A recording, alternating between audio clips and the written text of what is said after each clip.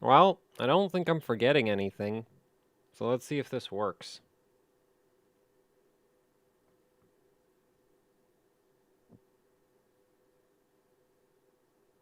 Man, why is it being...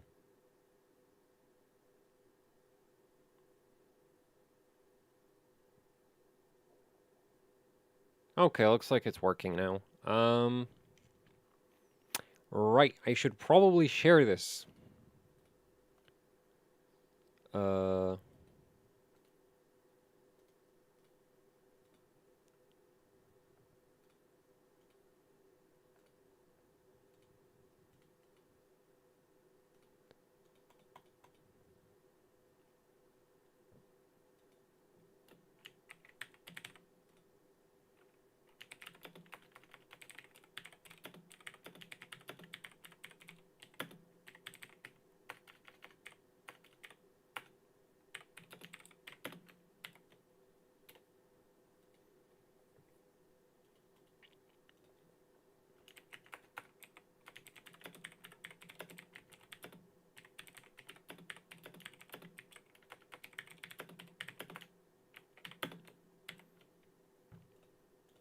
There we go. Oh, we already have a submission. That's great.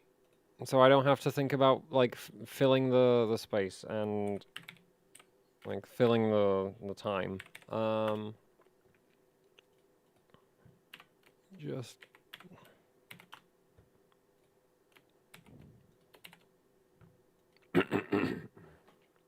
how important are TRDS, TRDL, fall, and DDR5 vs DDR4?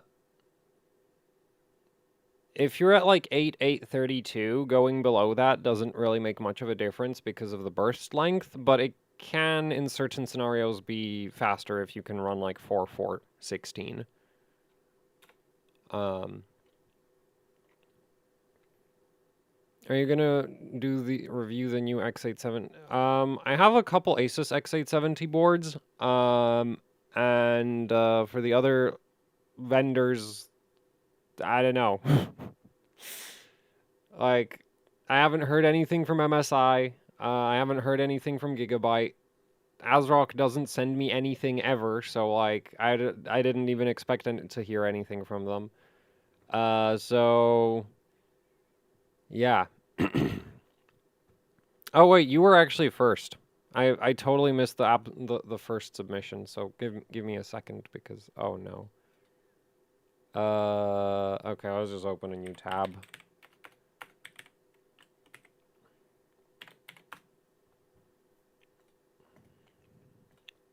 Okay, we'll start with this one, because this was technically first. Why doesn't it want to paste? This is so stupid.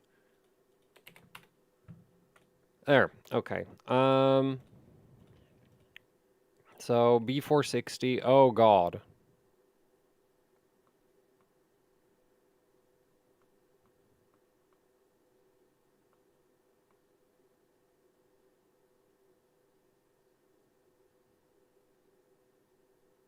Oh, no. CPU is this? 10600. Okay. Wait, do these boards not, like, these boards don't allow memory overclocking, do they? So I guess you're not really losing anything by having mismatched RAM. B460 does not go beyond 2666. Okay, so what you could do is significantly increase TREFI, because 9000 is really low, unless your memory is running insanely hot. I feel like at such a low speed, you should be able to run lower read-to-read. Like, instead of 7, you might be able to run 6.4. TWR is really loose. TRD's 5.4, that's fine. That won't really matter. RTP's fine. This is on stock memory voltage? Because 13, 15, 15, like, that's actually really loose. Well, actually, I'm not sure what this is. If this is something that maxes out at like 3218 TRCD, then... Because, like, basically, like, the worst DDR4, at least, like, worst modern DDR4 you can get is there we go. Is like TRCD 18 at 3200. Oh yeah, so that does work out to 15. You could try lower TRAS some more, but this is B460, so it'll bottom out at like 28. And with the mismatched memory, I guess command rate 2 probably isn't going to get better. Yeah, so the only thing I would really change about this is I would probably, like, I would try to tighten the same group read to read and, like, write to write a bit. And even, like, WRRD and like, those might go lower, because this is such a low memory frequency that these almost certainly could go a bit lower. I could be wrong about that, though, but like, because normally you see TWRRD like this at, like, 4,000 or something, and you're at, like, 2666, so it should be able to go lower. And then TREFI, like, I'd bump that to, like, 32,000. And there's not really anything else to change, because you're at such a low speed that, like, your TRRDs can't get lower. TRFC, might be limited by the memory chips. Actually, 2666. Well, you have some kind of, is it 16 gigabit? No, it's both 8 gigabit. Well, there's some pretty garbage 8 gigabit ICs. So TRFC could maybe go lower, but if you just smash like raise TREFI a bunch, that's not going to matter anymore that the TRFC is so low. I mean, so high. So yeah, there's not really much you can do. So it's kind of that. Anyway, I will also look at the other submission that I grabbed first, and then we'll do the super chat. So that's my thoughts on that. It's just like, yeah, when the board doesn't allow real memory overclocking, like, there's not really much you can do about it. Anyway, so now we've got 7800 on a Z790A Pro. Wait, is what? A Pro X Wi-Fi 7. This looks like a gigabyte board name, but is this MSI?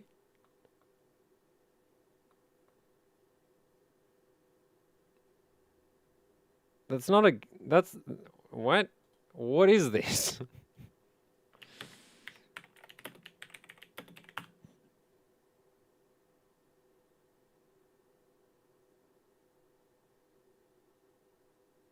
Because if this is an MSI board, that's insane, but I swear that's a gigabyte board, right?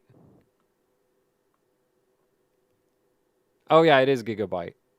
Oh, it doesn't say Aorus for whatever reason. Well, that's fun. My contribution. Oh, thanks. Okay, so the super chat isn't a submission. I just saw that it came up. I didn't actually get around to reading it. Okay, that makes a lot more sense because the refresh gigabyte boards are actually pretty good. At least if your CPU isn't garbage like mine. Because, yeah, I haven't been able to get them to work above 7. Actually, they don't even really work at 7600 for me, but like, that's better than the older Z790 gigabyte boards. But anyway, so 7800, 36, 46, 46, 46, 34, 2T, 12, 6. That's weird. Not that it really matters. This is 24 gigabit. Yeah, okay. So this is 24 gigabit Hynix M die.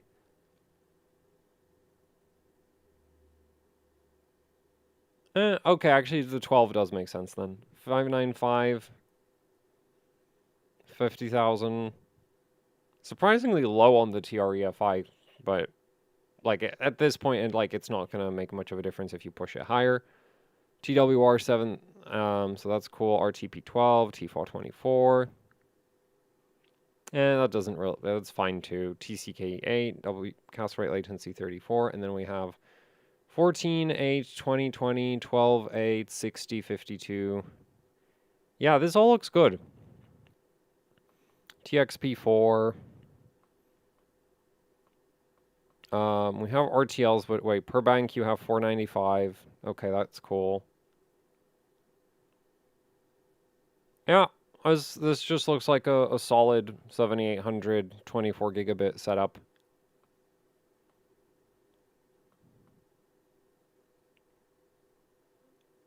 "24-hour OCCT RAM test stable." I've never used OCCT, so like I hate the OCCT UI. Like I've tried using it in the past, and I feel like the UI has become progressively more and more obnoxious. Like I didn't like it like 10 years ago. I like it even less now.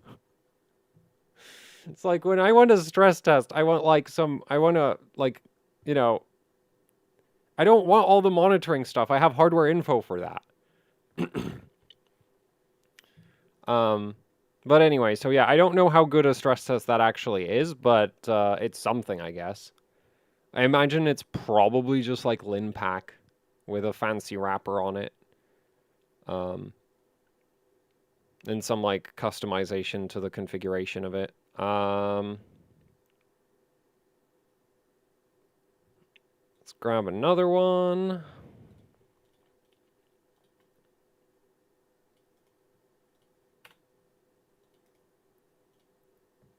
Ooh, Z370. Hynix 1JR, 4 gigabit dual rank. Oh, oof.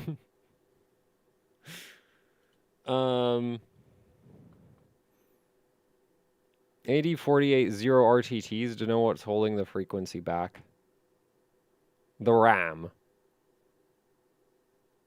I don't know if what Hynix 1, like, so I don't have very much experience with 4 gigabit Hynix. But like, as far as I know, most of it didn't really clock super high. And so 3700, like, I'd say is actually decent for what this is. And then you've got 16, 21, 21, 22, 2T, 12, 445, 6, 4, 8, 6, 16. Oh, right, WTRS is bugged out because it's not real. 65,000 refresh interval. Like, this is also dual rank. Like, this is, I'd say this is solid. Also, I'm pretty sure this is a T-topology motherboard. Z370-P. Yeah, that's definitely a T-topology board. So, honestly, like, don't, like, the board could be holding it back.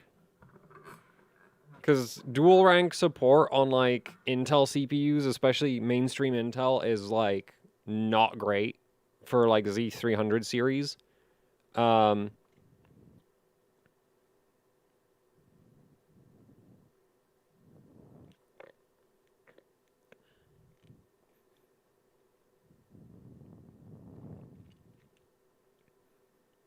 So, yeah, timings look good though. 7, 4, 6, 6, 11, 11, 11, 28, 19, 5. Yeah, timings look good.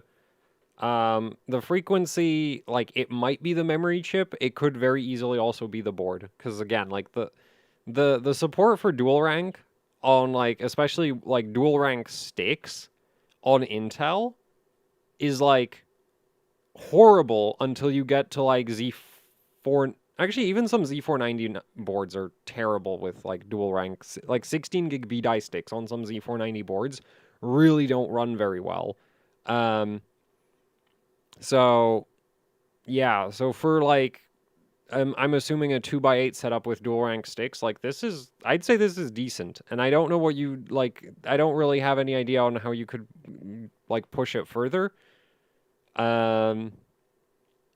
Because, yeah, my experience with dual rank sticks on Z300 series is terrible, and this is honestly not that bad, as far as I'm concerned.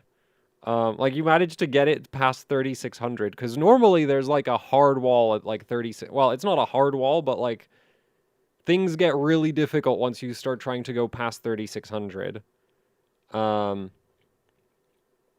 Z300 series. So, yeah. So, like, like, your timings are good. And this is probably the limit of what you have.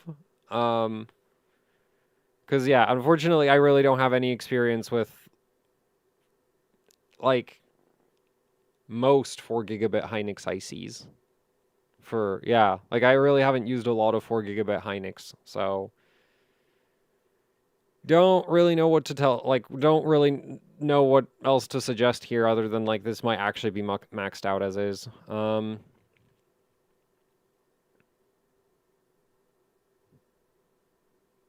Anyway, next submission. I think I didn't miss anything. Okay.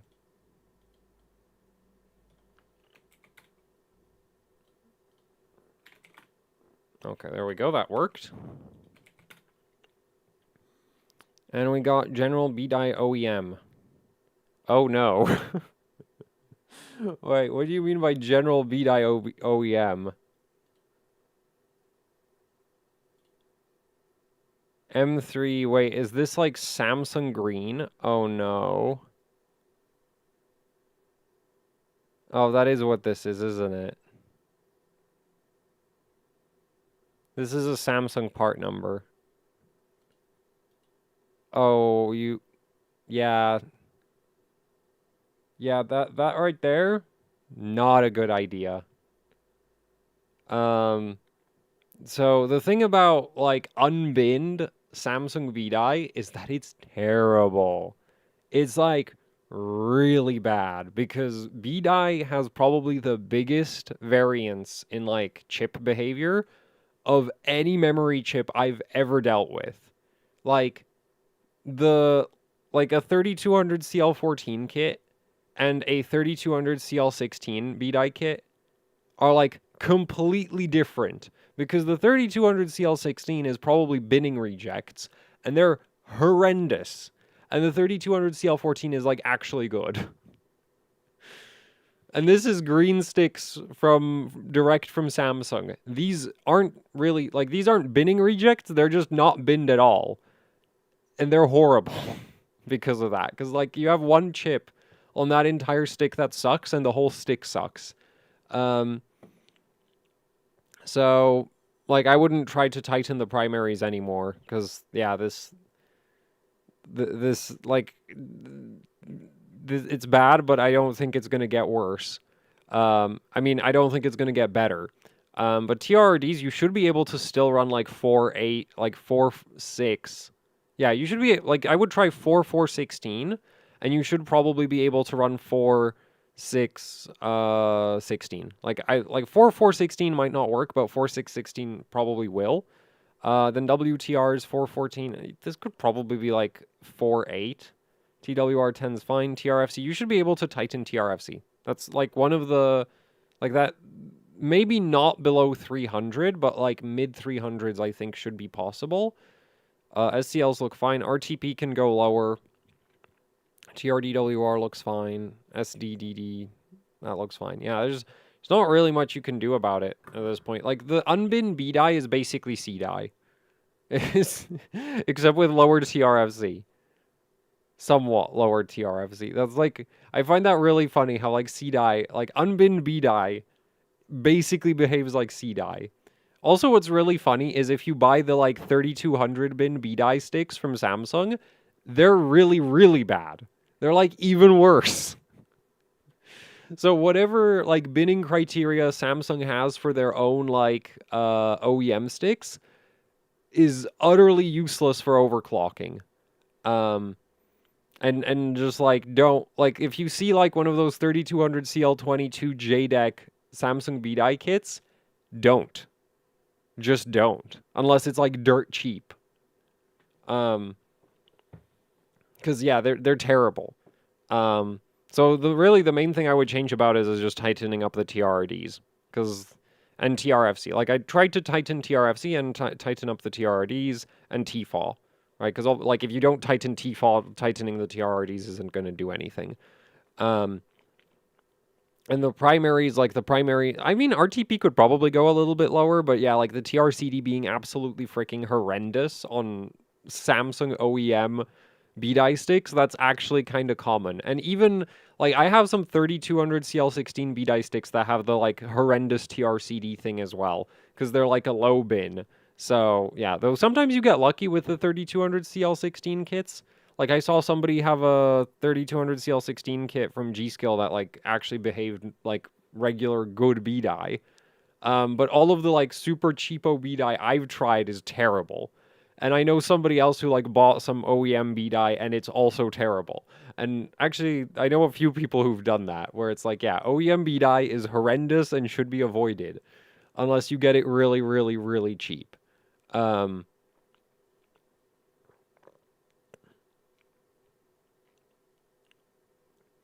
Wait, did I skip someone? I feel like I might have skipped someone. Oh yeah, I accidentally skipped someone. It's a bit hard to keep track of the submissions, but anyway, so we'll take a look at this now. A 5700X3D on a B450-F Strix board with good B-die. And yeah, we've got 5 hours of ANTA 777, cool. 14, 8, 15, 14, 26, 40, 4, 4, 16, 4, 8, 12, 3, 12, 2, 2, 14, 6. What is up with that TRDWR?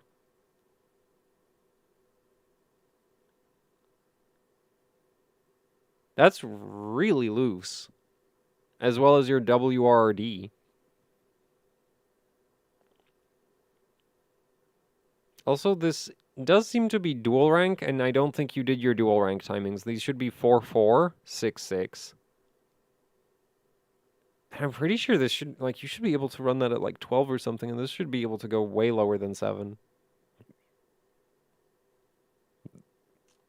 Like, sometimes these two timings loosen out if you run, like, super low cast write latency, but your cast write latency isn't really low, so 18.7 here doesn't really make any sense to me.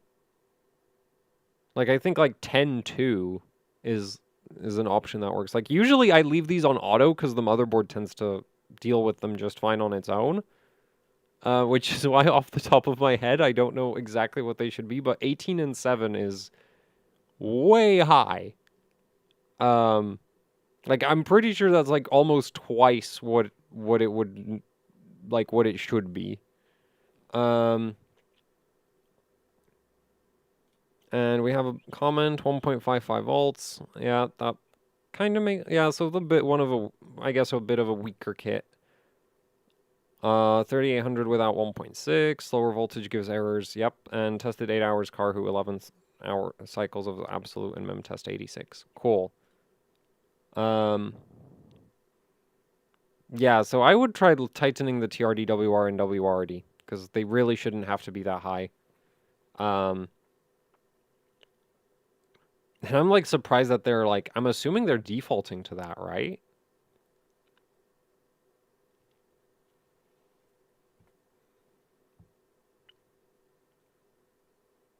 Anyway, yeah, so that's my thoughts on that. So, next submission, I guess.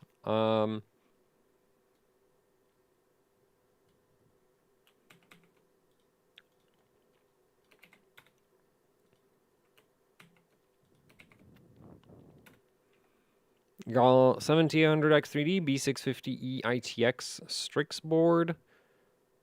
Running 6200 2836, so 8i. Yes, 8i. 28 36 36 36 28 64.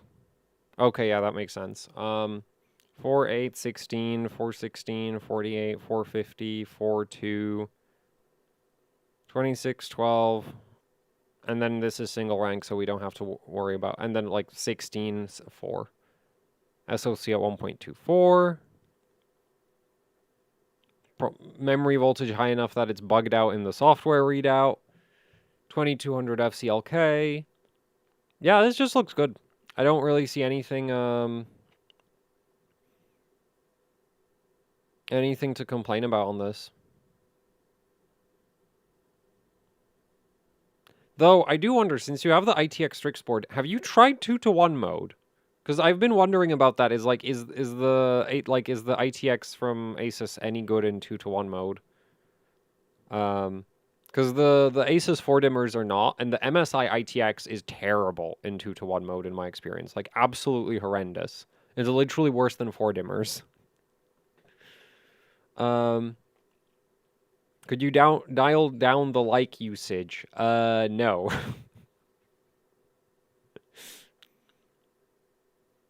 That is unfortunately not going to change. Oh, also 65k TREFI.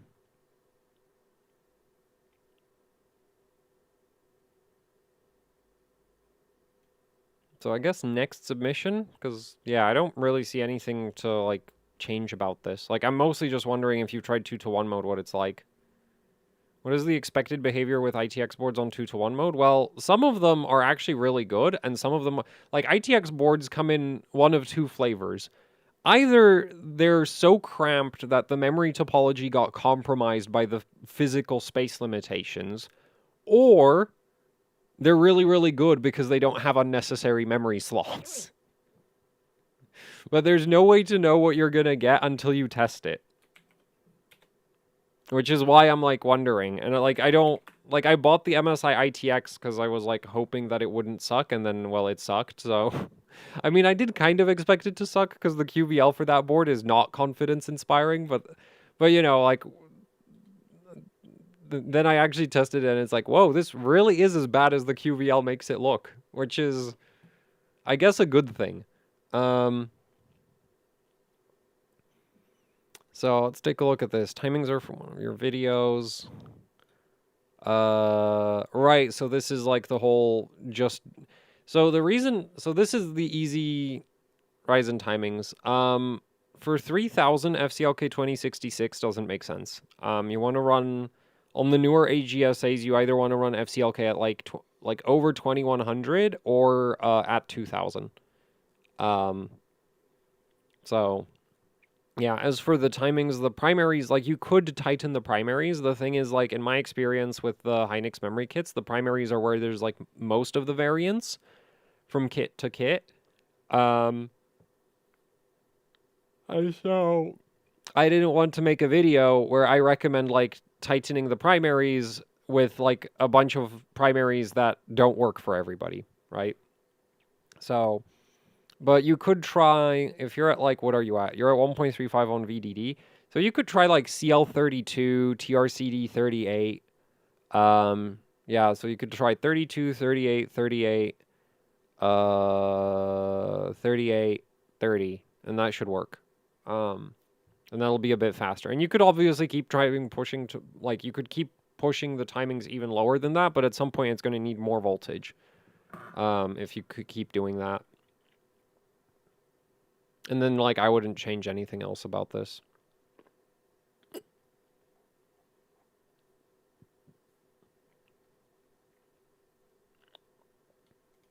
So, next submission, I guess. Man, I feel kind of bad when I, like, go through these really quickly, but I guess that's kind of the point. Because, like, it's not that, like, I don't know. Like, I can't think of anything else to say, so... Yeah, next submission. Ooh, a Z790 Aorus Elite AX. At 7,000, running 34, 42, 42, 42, 2, 48, 608, 54, 10, 8, 20... 8. Wait, so that's 5846. We got 8, 16, 8, 20, 20, 16, 8. TCWL 32, TFall 32, RTP 12. Yeah, this looks fine. No 1.35 volts. Like, you could maybe try tightening the cast write latency a bit. But there's not really, like, since you're on a Gigabyte board, like, there's really not much you can do, because you can't tighten the TRP, because Gigabyte just doesn't let you tighten TRP separate from TRCD. 65,000 refresh interval. Actually, no, the RDWR, I feel like you should be able to run it lower than 20. Like, 20's, I think, kind of high for 7,000. Like, you should be able to run that at 18 or lower, maybe even. Okay, maybe not 16, but, like, you could definitely run that at, like, 18. And SG could be 14 at 7,000. Like, read-to-read, same group, could be 14. And write-to-write, same group, could be 12. And that'll give you like a small little performance uplift. TRFC2 is actually also really loose for 7,000, as well as TRFC per bank. Well, I say really loose. It's not massively loose, but there's probably like you could probably take 50 ticks off of both of them. So like 550 and like 450 would probably work. Not that it's going to make much of a difference when your refresh interval is 65,000, right? So, yeah. So next submission. And we've got some more super chats in. Okay, so there is actually a super chat submission. As well as like thanks for the just like other super chats. Like I am seeing them. It's just like I want to get through these damn timings. I don't really have like great planning for how these streams are supposed to go. So anyway, wait, what's this? This looks like something we already saw. Wait, this is something we already saw. Well, how did this come here? Wait. Yeah. How? What? Oh, I clicked on the wrong thing. Give me a second. Maximus 12 Hero. Wait, 12? Yeah, 12 Hero. So Z490? Wait, is this dual rank B-die? Because that would be kind of sick. If it's some kind of Hynix thing. No, this got to be B-die, because this is a 4400, and that is 336 TRFC.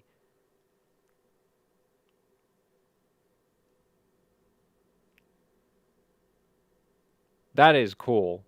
I did not know that was possible on that board. It is a daisy chain topology, but like I did not know that you could run dual rank on a 4-dim like Z490 board like this. So that's cool. Yeah, because the Gigabyte Z490 boards do not do this. They really don't. Anyway, so 4400, 16, 17, 17. That's tight for 4400. So that's going to be probably quite a bit of voltage. 35 TRAS, 2T, 16, 336, 4, 4, 16, 8, 2, 8, 16 TCWL. So that's like primary's good, secondary's good. We've got maxed out refresh interval, TCK at 4, 7, 4, 7, 10, 10, 10, 30, 24, 7, 7, 4, 7. Yeah, so this all looks good. And it even looks like your RTLs are actually pretty decent. Like they're not mega loose RTLs. So this is like dialed. Now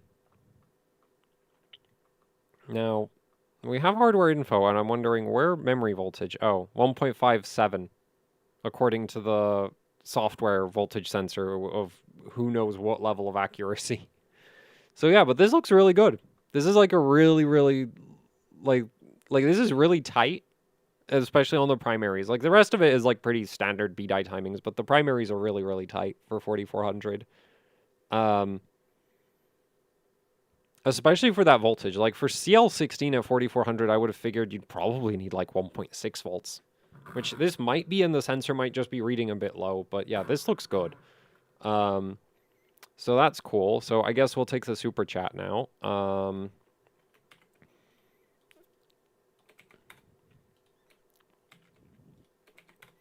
And that looks like, ooh, 7700. Already looked at this, but it's not stable anymore. 1 month it fails Karhu 3 to 4 hours. Had to increase TRP to 32.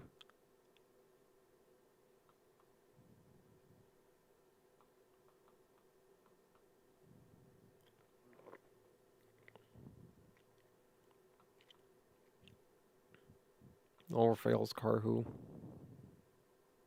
B650E-E.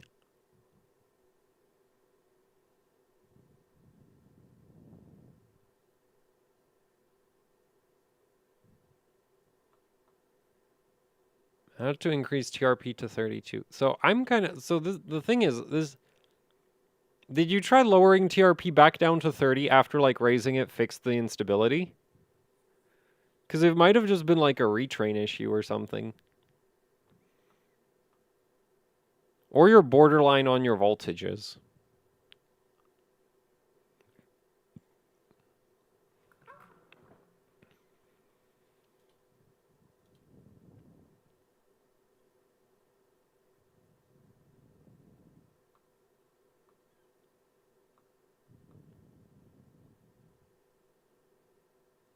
I did try that. It's not stable anymore. Okay, so it's not a retrain issue.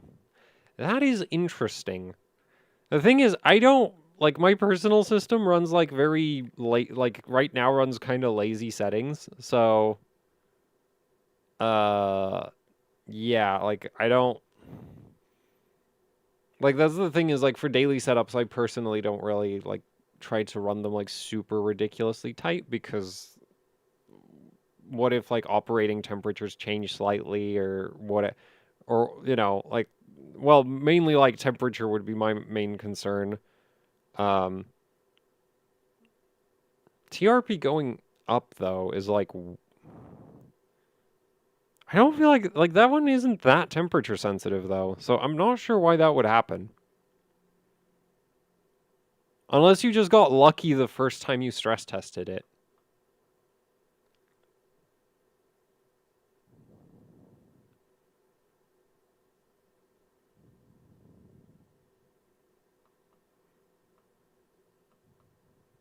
Also, this is not a good memory controller if you need that much SoC voltage for 6200. It's not the worst one, but that is definitely not good. The memory controller. So maybe the memory controller is a bit borderline.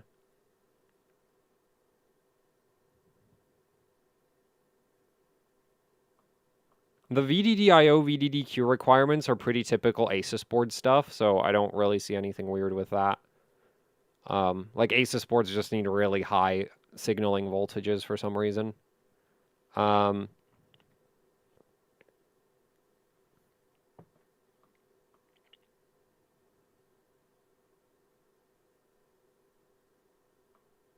yeah, so I don't know why that would happen.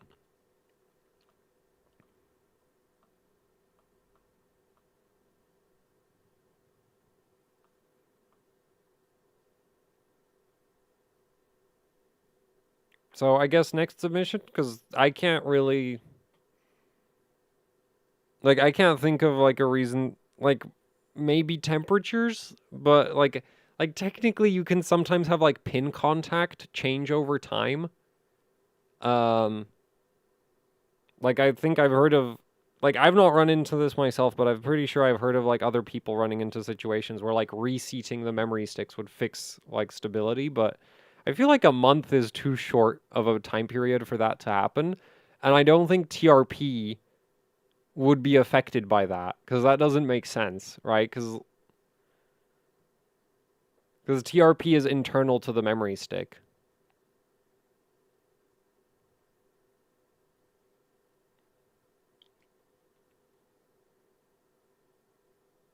Like not internal to the memory stick, internal to the memory chip. So yeah, I am really not sure why this would be happening. Um anyway, I guess next submission.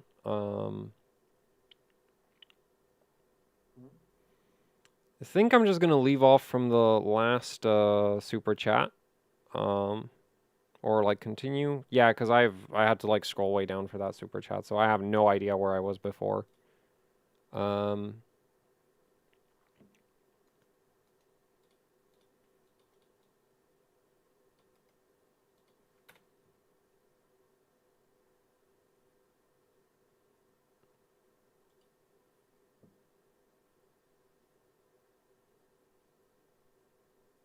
Could 1.42 VDDIO damage CPU? Nah.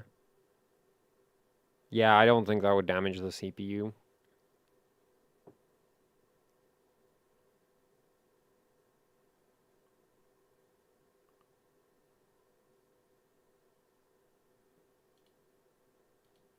Well, the submission I tried doesn't work, so that's great. Um,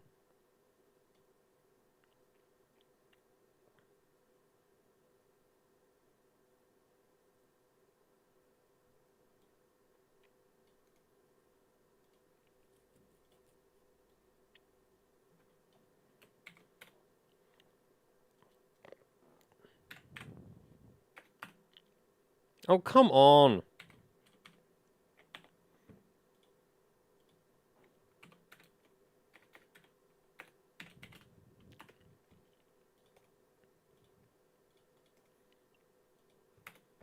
Okay, there we go. So, we got a DDR5 8400.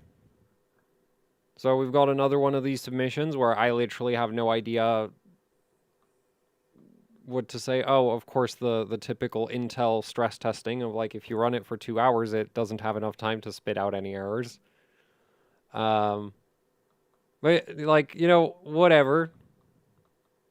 But because I think the previous submission we looked at, that was like a day. Yeah, that was a day of runtime. And then of course we go to an Intel system, it's like 2 hours.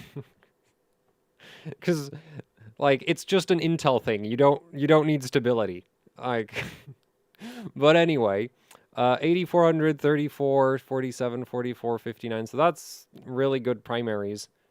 12, 8, 700. These are water cooled, aren't they? Oh yeah, these memory sticks are water cooled. Um, yeah, because for that refresh interval, if your memory temperature goes above like 30 degrees, it ain't gonna work anymore. So these are water cooled sticks. Um,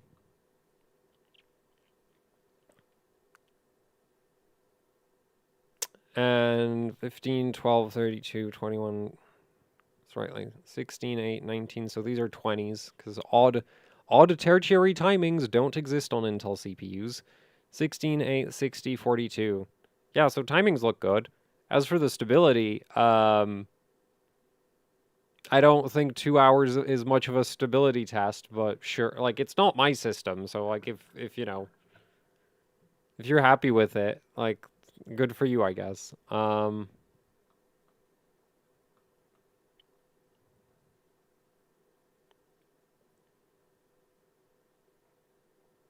Yeah, there's not really much else to comment on here, is there?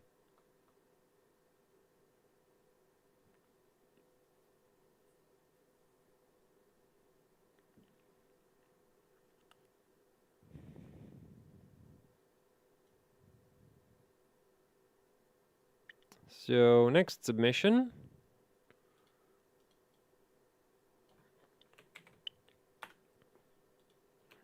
Another Z790 setup. We've got a 14900K with DDR4 4400. So you really won the the silicon lottery on that memory controller. I don't have a single LGA 1700 CPU that works above DDR4 4266. Actually, it doesn't, like, the one that does 4266 doesn't even really work at 4266, but at least it, like, gets into Windows. And then the others are just, like, they don't even post for speeds that high. Anyway, in terms of timings, we got 16, 16. Man, this is also really tight on the primaries. What memory voltage? 1.572 again. Is it actually, or is it? Oh, it is 1.57. Man, that's some good memory sticks. Yeah, like good. These are some really good memory sticks on a really good memory controller. Because 4400, 16, 16, 16, 34, 2T, 16, 288, 64, 16, TCWL 14, 65,000. Why is it 65,042? I mean, it doesn't really matter, but sure. TCKE 2, 7, 4, 7, 7, 12, 12, 12, 12, 12, 28, 24, and then 7, 7, 4. And then we, like, 7, 4, and then 7, 7, of course. Yeah, so this is just a really, really solid setup. Anything else I can tune? Past 25 cycles, water-cooled memory sticks. Oh. Yeah, that helps, because, like, BDI, like, TRCD on BDI is actually quite temperature sensitive. G-Skill 3600 CL14 complains when increasing voltage beyond 1.55. Yeah, that would be the... Well, actually, the funny thing is it's not necessarily just temperature sensitivity, because with BDI there are some sticks that just don't work at, like, higher voltages properly. So that's, like, another thing that, like, varies kit to kit. Like, basically, well, no, like, some of the OEM sticks work terrible at, like, 1.5, but even from, like, the XMP kits, like, you'll have some sticks that'll still be stable all the way up to, like, 1.6, 1.65, though... Actually, wait, no, this is an Intel system, so there's a whole nother issue with the memory controller itself being stupid about high memory voltages. Yeah. Yeah, that's, like, another problem with LGA 1700 is that, like, for whatever reason... Like, I don't think it's going to be the sticks here that are complaining above 1.55. If you have, like, boot up issues above 1.55, that's the CPU. So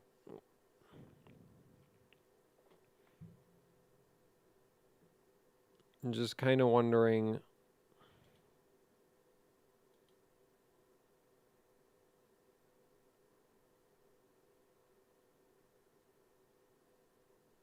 Because if you're like, if it doesn't post at like 1.6, that's the CPU not liking the memory voltage. And if you're on an MSI board, so you should have training, you should have the option to train the memory at a lower voltage and then raise the voltage once you're in the OS.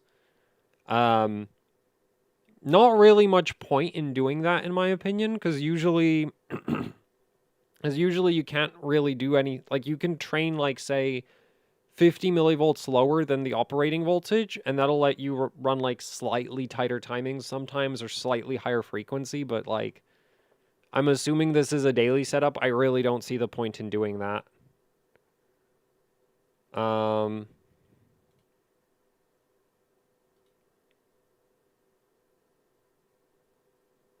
Your RTLs are whack, though.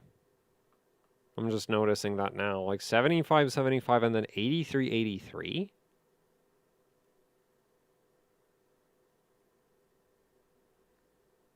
So, I'm not, like, I'm no good with dealing with RTLs on Intel CPUs, or really anywhere. But what I would try, because this like, having the RTLs, like, because I'm pretty sure they're just completely out of whack. And if they're really out of whack, that actually makes the memory latency worse. So what I would try is, like, I would check if at 4266 the RTLs don't line up like, if, like, at a lower speed, because this usually happens when the memory controller is really struggling to train. So I think at, like, 4266, or I think there's even, like, a 4300 ratio. So I would try one of the lower ratios to see if the RTLs line up, and that might actually perform slightly better. Yeah. So I would check for that. If, like, because that looks like they're really mismatched, and that might actually be costing you significant performance. Right there. Though you might, like, I don't know, do you have the memory training option, like the RTL training option turned on? Because if you have, like, if this is without RTL training, then that's probably, like, it just didn't try to train them. Yeah, RTL is on. Huh. Yeah, they're really out of whack. So I would definitely try, like, 4300, and at 4300 you might even be able to tighten your timings a little bit more. And that might be better.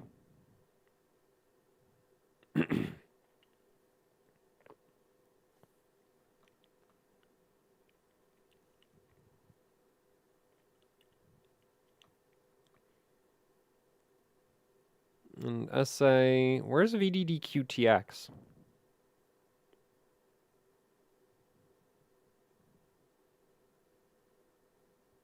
Yeah, I'm not seeing it.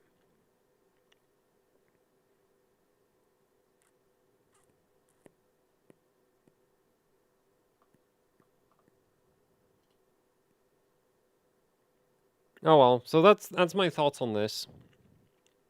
It's just like I wonder if like 4300 wouldn't maybe work better because those RTLs look like they're struggling to work. Anyway, next submission.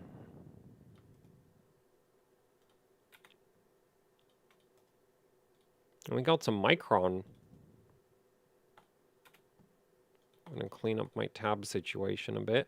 5800X on a B550 Aorus Elite V2. Ugh. No post with 1900 FCLK. More than 1900 has stability problems. Adjusting voltages up or down doesn't help. Yep, that sounds pretty typical.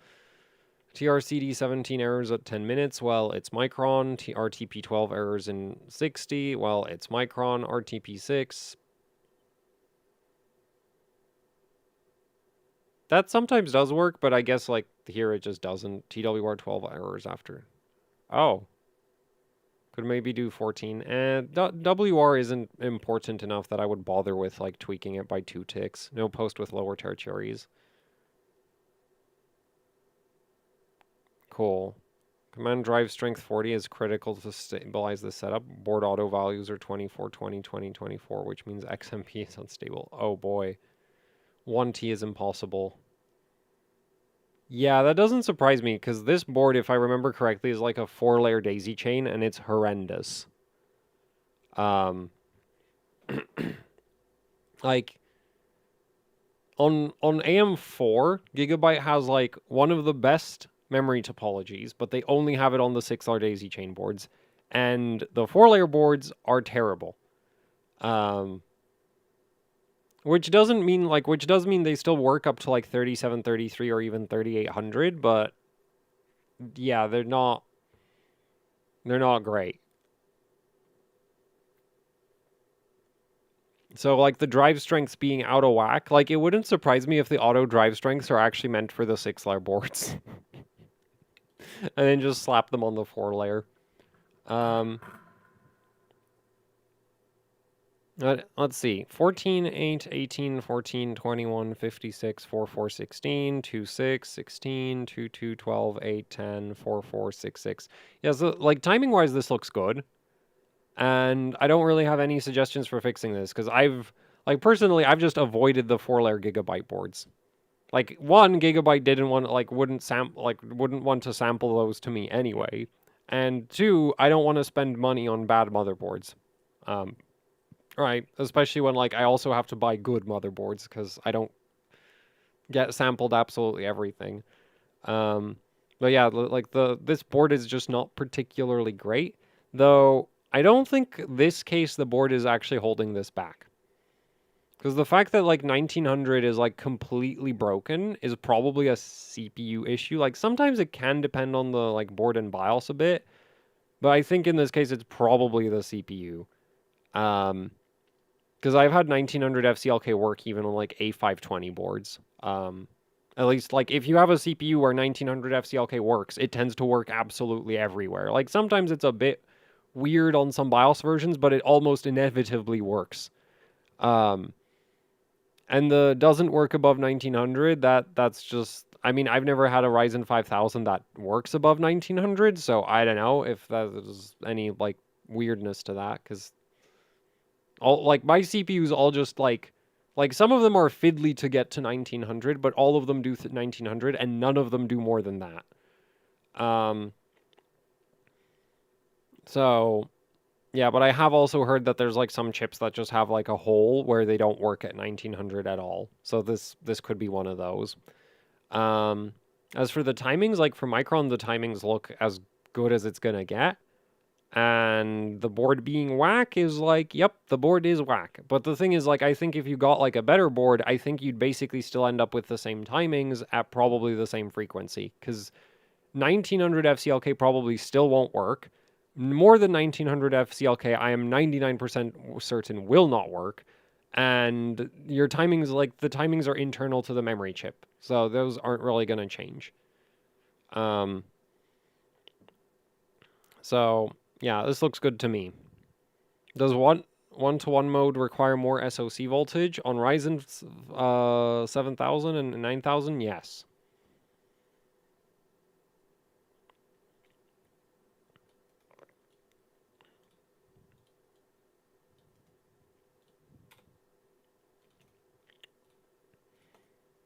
Anyway, next submission. We've got 7800X3D with 6200 CL26 at 1.24 SoC, so pretty decent memory controller. FCLK is a bit whack for 3100. Like, I'm pretty sure 2066 is actually faster in this scenario. Very, very slightly. Or, like, I'm guessing you probably can't run 2166. So I would either go for 2066 or 2166, not 2133 and not 2100. Because there's like a slight benefit to the 3-to-2 ratio, and then you can also just brute force more performance through very high FCLK, but 2133 is not very high relative to 2066.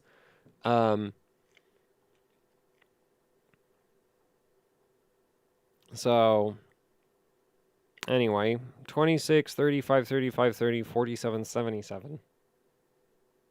Those primaries are whack. Your TRC is like really loose, but everything else is really tight. Oh wait, your TRAS is 47 and TRC 70. Okay, that actually does make sense. I just can't do math in my head. Still kind of a high TRC though, which I find kind of surprising. Though it doesn't, like, having a low TRP takes priority. So this is fine. TRD is A8, 32, 420, 24 on WTRL? Why? 48, 384. Yeah, why? Like, you can normally run WTR, like, some people run it at, like, freaking 14. I usually set it to 16. Because 14 doesn't always work.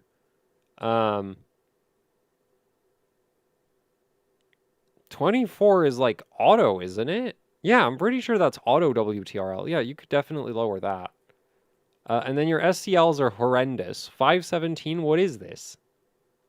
I mean, WR probably doesn't actually matter, but read-to-read SCL, like, that could just be a 4 instead of what it is. RTP12 is fine, TRDWR14 is fine, WRD1. This is a single rank setup, so we don't need to worry about the rest of it. TREFI 65,000, that looks good. I'm assuming this is at like 1.6-ish on the memory for VDD. And I've completely lost track of where I was in chat. Oh no, found it. Anyway, so yeah, this looks good. Just like the FC, I'm not, like, the main complaint I have is the FCLK and then the WTRL. It really doesn't make sense to me that this is a 24. And then, like, your FCLK being 2133 is, like, I think that is, like, actually right at the point where it, like 2100 is definitely worse. 2666 might be better. 2166 is definitely better.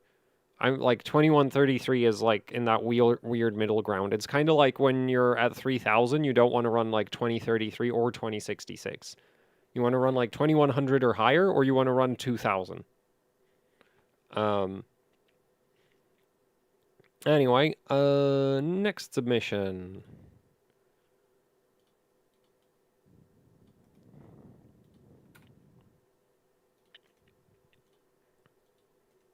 Another Intel system. 14700K this time. Probably the most sensible of the 14th gen CPUs, as far as I'm concerned, because you get the most P cores with the least E cores. Anyway, 6400. Wait, is this dual rank? Why are you at 6400?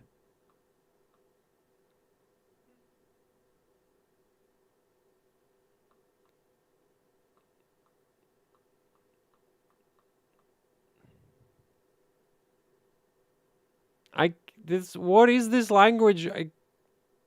I'm going with this is dual rank. Anyway, 6400, 32, 39, 39, 39, 28, 2T, 6, 4, 3, 3, 3. Oh, this is 16 gigabit MDI, isn't it? Yeah, this gotta be 16 gigabit MDI. 1, 12, 16, 4, 32, 11, 7, so that's 12, 8. 18, 18, 10, 8, 56, 46, 13. So we've got 14, 14, 18, 18, 14, 14, 14, 14. GWR pre-36. Yeah, so timings look reasonable. I'm assuming this isn't at some crazy voltage because your primaries are kind of not that tight. And why did you open up this tab? TRFC per bank is in like 3, if I'm not mistaken. I guess TXP4. Yeah, so this looks good in terms of timings. Like for a dual rank setup like this, like I don't have suggestions for how to push this further because my experience with trying to run dual rank on Intel 14th gen has basically been this. Like I have I have a KingBank 6400 rated kit that's dual rank. The XMP doesn't work on a bunch of boards. Which yeah, you know. And that's just 6400, so it's just yeah. So if I was running dual rank on Intel, I would basically stop at this. Especially because you're on like even like a pretty low end ish board, at least by ASUS standards. I think the Strix-H is low end.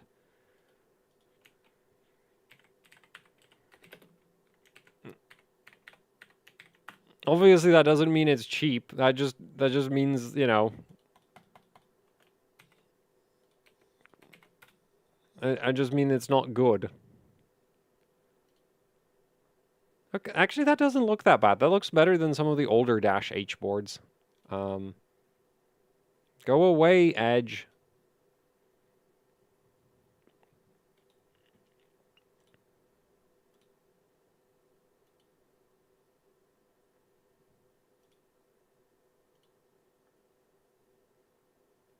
Yeah, right. Oh, man. Yeah, that's realistic.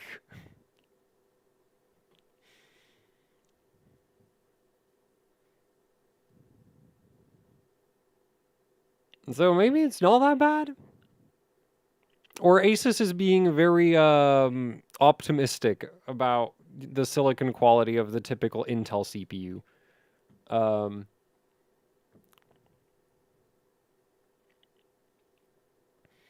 Anyway, next submission. I'm not gonna do it there. I'd like to check that like nobody's gonna like it hasn't happened yet.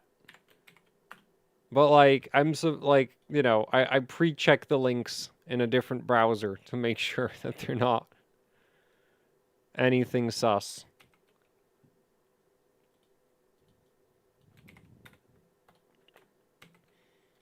Okay. Oh, so we've got a Z690 set up. Kind of slow.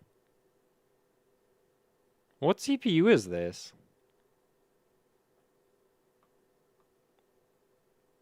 12700K. Yeah, this is kind of terrible.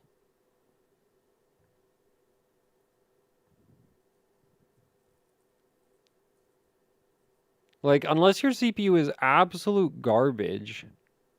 No, you're just running really low SA, I think. Like, you should be able to run above 37. Like, you should be able to run like 3800. If you get lucky with some of the 12th gens, you can even do 4000 plus at like 1.3 SA, 1.45-ish VDDQ TX. So yeah, there's a bit of room for improvement here, but in terms of timings, 14, 17, 17, 34, 2T, 44, 540, 65,000 refresh interval, that all looks good. And then we got 8, 4, 11, 11, 8, 4, 25, 19. Is this dual rank? No. Or do you have 4 sticks?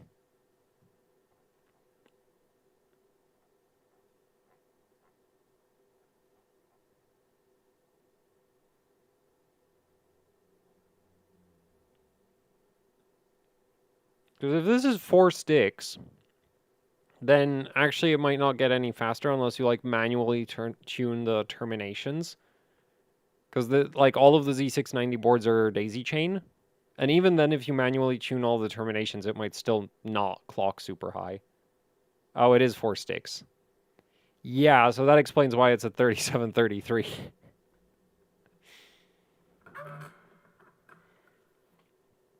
So yeah, basically if you wanted to push this higher, you'd have to like figure out the optimal combination of termination settings, assuming that it isn't just gonna be limited anyway.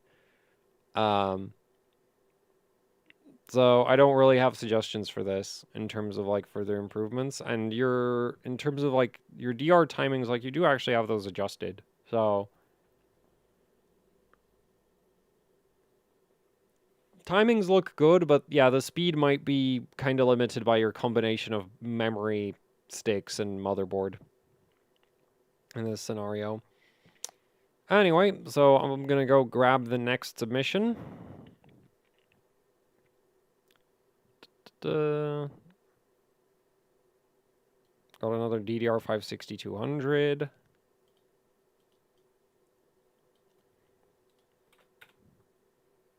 And it didn't work, so I'm just gonna move on.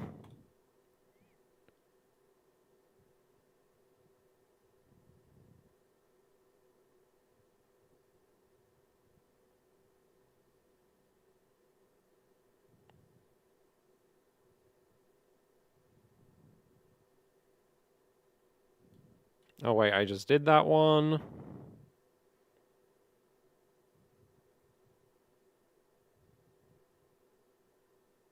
Okay, there we go.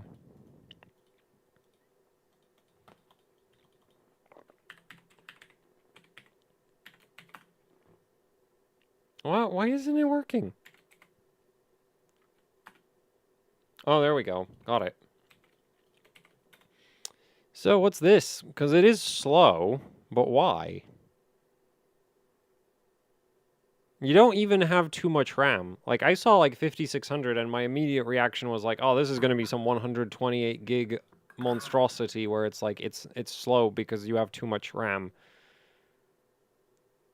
Oh, wait, did you buy 4 sticks of DDR5? Why do people buy 4 sticks of DDR5? Why do they make motherboards with memory, like 4 memory slots? It encourages bad purchasing decisions. Ah, yes. Yes, it is 4 sticks of DDR5. Seriously, there should just be like a great big freaking sticker over the memory slots on not even on the memory slots. Every motherboard product page for DDR5 motherboards should have a great big warning in red where it's like, please do not buy 4 memory sticks.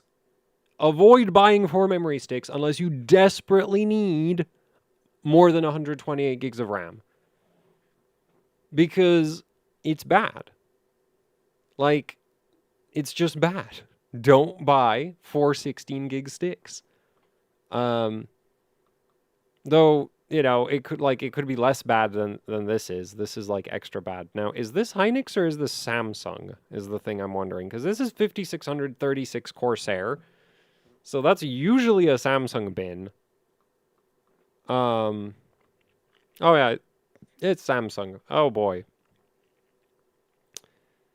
So, you're on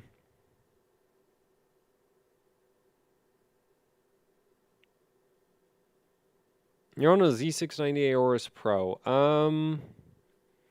There's like a chance it might. Wait, that's a 6-layer Z690 gigabyte board. The chances of this working at 6000 are like incredibly low, I think.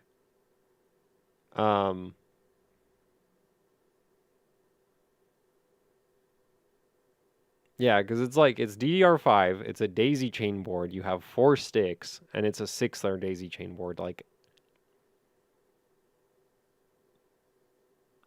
But you could certainly try like 6,000. Now, the fun thing about Samsung memory chips is like they're kind of terrible, but you can actually you should like be able to just bump like VDD and VDDQ to 1.35 and it might boot 6,000. And if it doesn't, then you're stuck at 5,600. But you can tune the timings quite a bit. Again, if you just bump the memory voltages to 1.35. Actually, just VDD. You probably don't even need to adjust VDDQ if you're tightening the timings. But you could bump the voltage to 1. Like VDD to 1.35. And then you should actually be able to run something like CL30 or maybe even 28 at 5,600. And then TRCD on Samsung actually gets stupid low. So that actually might do like 30 or 32. TRP also goes really low. Like you might end up with like 5,600, 28. And I haven't tried this with my Samsung sticks. I've only ever run them at 6,000 or tried to run them above that. Like I've never tried them at 5,600. But at 5,600, I think you should be able to do like 28, 30, 28 or like 28, 32, 30. This actually, I think, does have a relatively high limit, so I'm not sure where TRAS would bottom out. TRD, SG, and DG, you can just drop both to 8. TRFC actually sucks, probably, on Samsung, so I don't know what to do about that one. TREFI, you should be able to set that, like, as long as your memory sticks aren't running super hot, you should be able to set that to, like, 65,000. But if you don't want to worry about the memory temperature so much, you could set it to 50,000, and that generally works even, like, past 60 degrees Celsius. Instead, now, TWR is not real. RTP, I'm pretty sure 16 or even 12 will work. TFAL 32, you can just leave that alone. TCKE, you could drop that to 8. TCWL, 26 or 26. If you can do TCL 28, you can do TCWL 26. Read to read, same group. 12?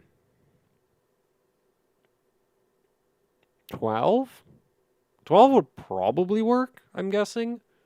These two 20s can probably be 18s. So funnily enough, so where like Hynix does like super low write timings, Samsung doesn't. So like the JEDEC spec of like the write to write timings being terrible, that's actually like relevant for everything that isn't Hynix. So I'm not sure what to do for the write to write. The write to reads, I also don't know off the top of my head. And then this is a dual rank setup, so you do want to tune your like dual rank timings. But I'm not even sure that they'll go much lower than what they're at already. Like instead of the 16, I'd try setting that to 14, but yeah, I don't think this is going to get much lower. And then TWR pre 68, PDEN 68. So I wouldn't even bother with TWR tuning on this.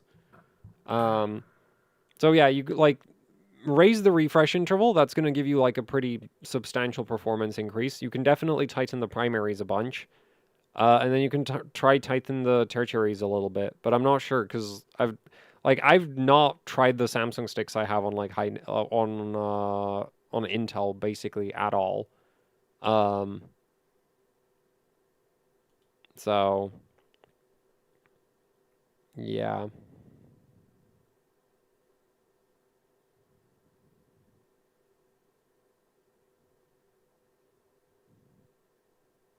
Anyway, next submission.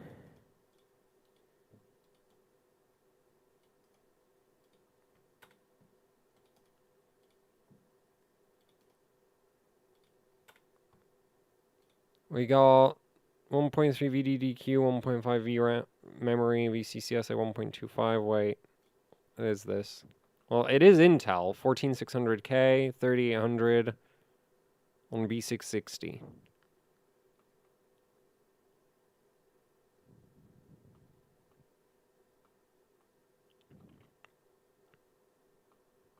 Man, this screenshot is like really low res. Anyway, if you get really unlucky, like 3800 might be the limit of the CPU, but that just doesn't seem...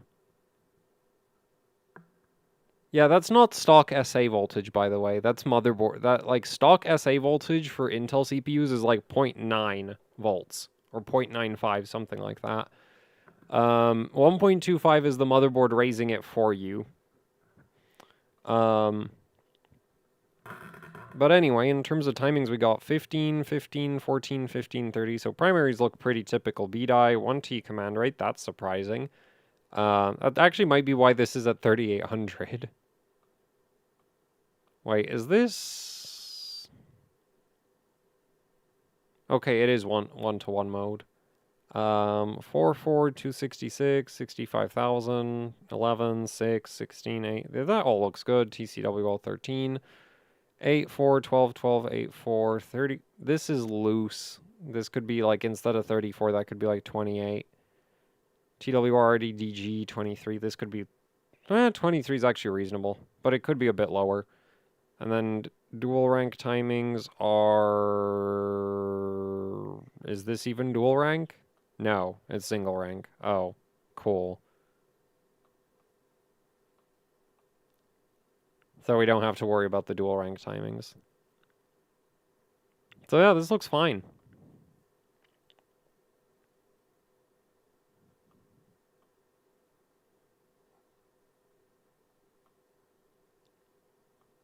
Like, since it's single rank, I would probably try to push the frequency higher. So, like, loosen out just the primaries in this case. Yeah, like, you shouldn't have to... Well, the TRFC is a bit tight. So maybe I'd set, like, TRFC 300. Loosen the primaries to, like... Honestly, I'd probably start with, like, 18, 18, 18, 18. And then just, like, try raise the memory frequency as high as possible, and then tighten the primaries back down again. If your memory controller doesn't suck, you probably could run, like, 4133 CL15. Okay, well, no. 4133 CL15, if your current timings are minimized relative to that voltage, you're probably not doing 4133 CL15. But you might be able to do, like, 4133 CL16 or something. And that would be faster.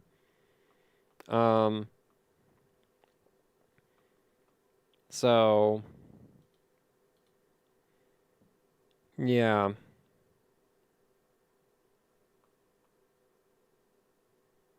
Yeah, so mainly I would just try to push the memory frequency up with this. And that'll probably need more system agent voltage. I wouldn't go above 1.4 for system agent voltage.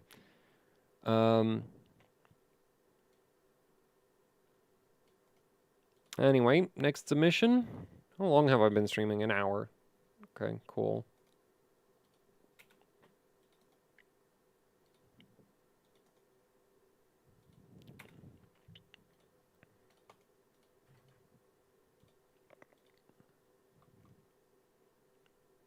$12,700K plus dual rank CJR. Won't do 416 for T-fall. Well, that sucks. Won't go above 3,800 even with crazy loose primary. Well, that does sound like CJR. Wait, is this 4 sticks by any chance? Well, why would you...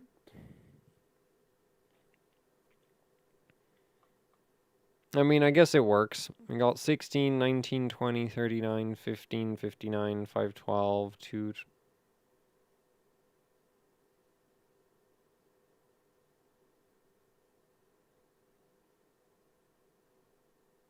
Oh, these are dual rank dims. Okay. That's kind of surprising that it won't go above 3,800 then. 220, 31, 717. That's loose. 6.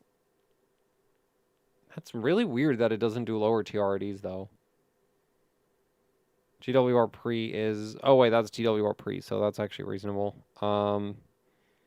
32,000 refresh interval. That's a kind of on the lower side, but doesn't really matter that much.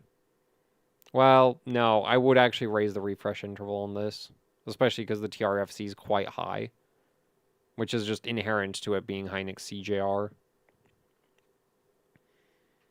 And then SG, we got A. Your RDWRs are, like, not tuned as far as I can tell. WRRDs also aren't. And those could definitely go a lot lower. As far as I know, Hynix actually can do them quite low.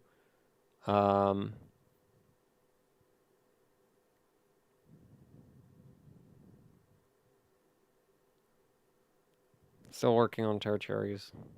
Yeah, well... Yeah, I can't think of, like, what to do about the frequency.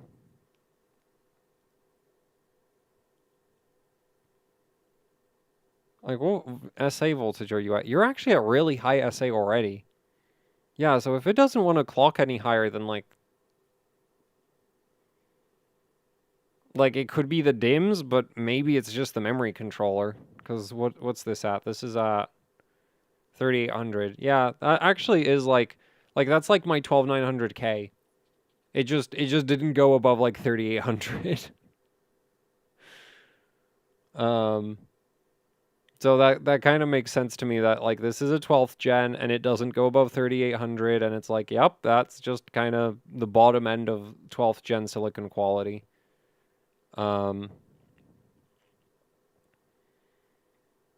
Anyway, next submission.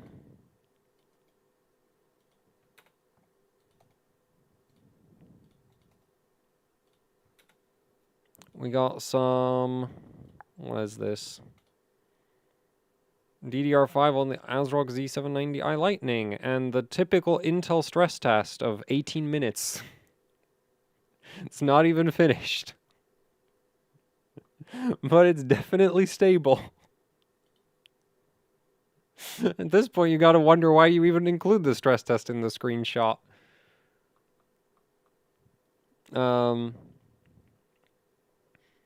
Anyway, 8238, 49, 49, 48, 90, 2T, 12, 8, 657. That is a really random number for a refresh interval. 16, 8, 22, 22, 16, 8. This is really loose.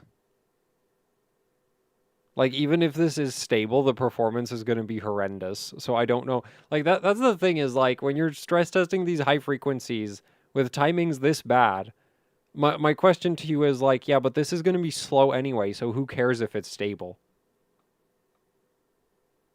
And I don't mean the primaries, but, like, the tertiaries on this are awful. The secondaries are okay. Like, 12, 8, 32, yeah, that's fine. But, like, write to read same group 90? And different group 60? That's insane.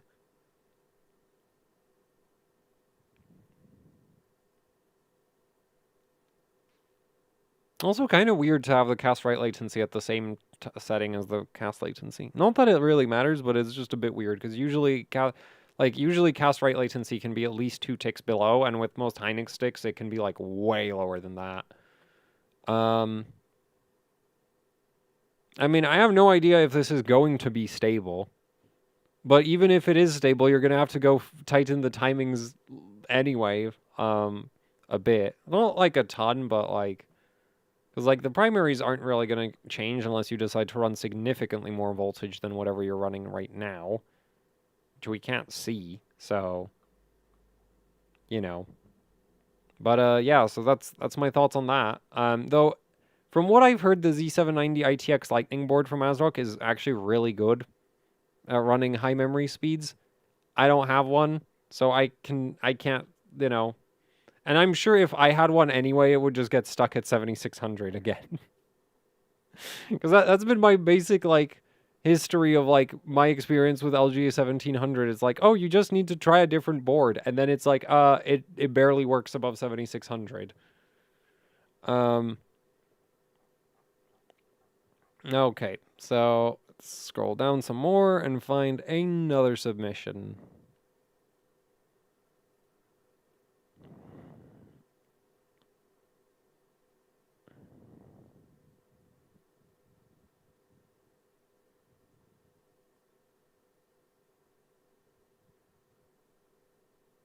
They say 4 sticks is really hard on the memory controller. Yeah, it is. That's why I'm like, there should be a great big warning about not having 4 sticks of DDR5. Samsung is actually decent for AMD. Yeah, it is. The primary timings being as low as they are in 1-to-1 mode is kind of nice. Unfortunately, everything else on Samsung is kind of not that great.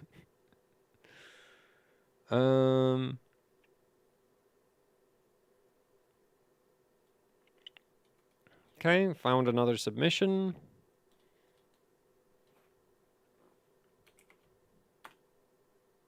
That didn't work. That did. Cool. So there we go. Ooh, a 9900X. Man, you must really like the worst CPU.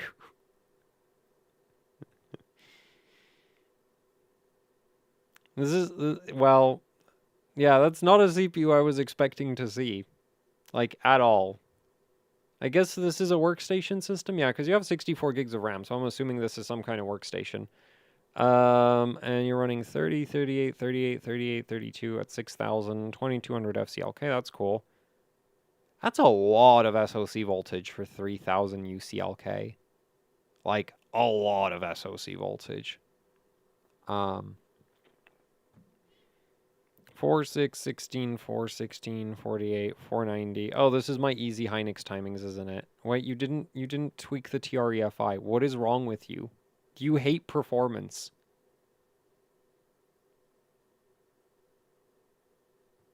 I mean, yeah, he does because he bought a 9900X, but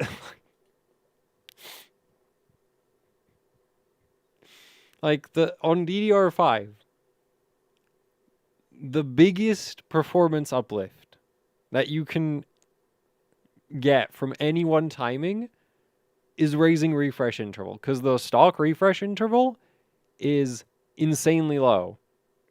So yeah, I would set this to like actually 23,000 I think is actually slightly higher than stock, isn't it? But even then it's still really low. Like I guess if your sticks are running insanely hot, which they shouldn't be because they aren't dual rank, like or wait, no, these are dual rank, but you don't have 4 of them, so it's not like they're like sandwiched all up against each other. Unless you have terrible case airflow. And yeah, I guess if your case is a total hotbox, then the TREFI might make sense, but really you should be setting that to like 50,000 or something. And then RTP is loose. That could be like 16 instead of 20. Not that it'll make a huge difference, but like it could be tighter. TRDWR18 could be 16 instead.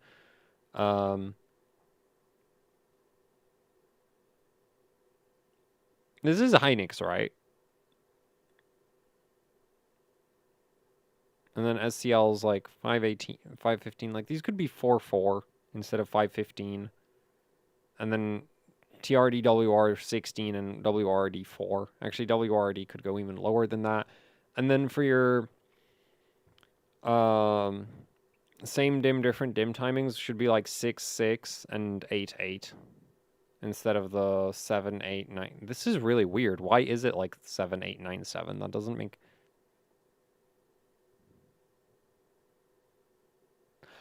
Wait.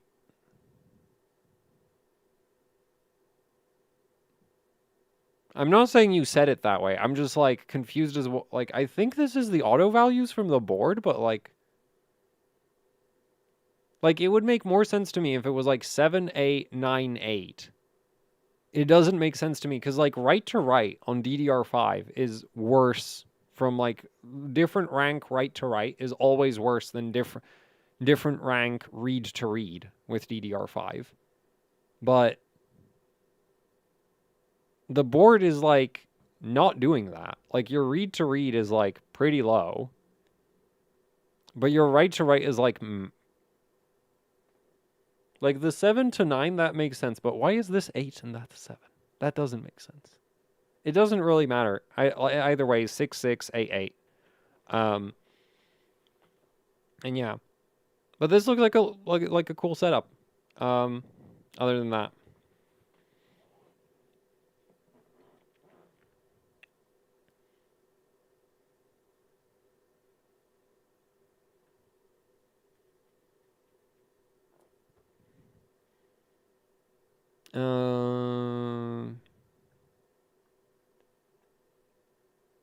Next submission.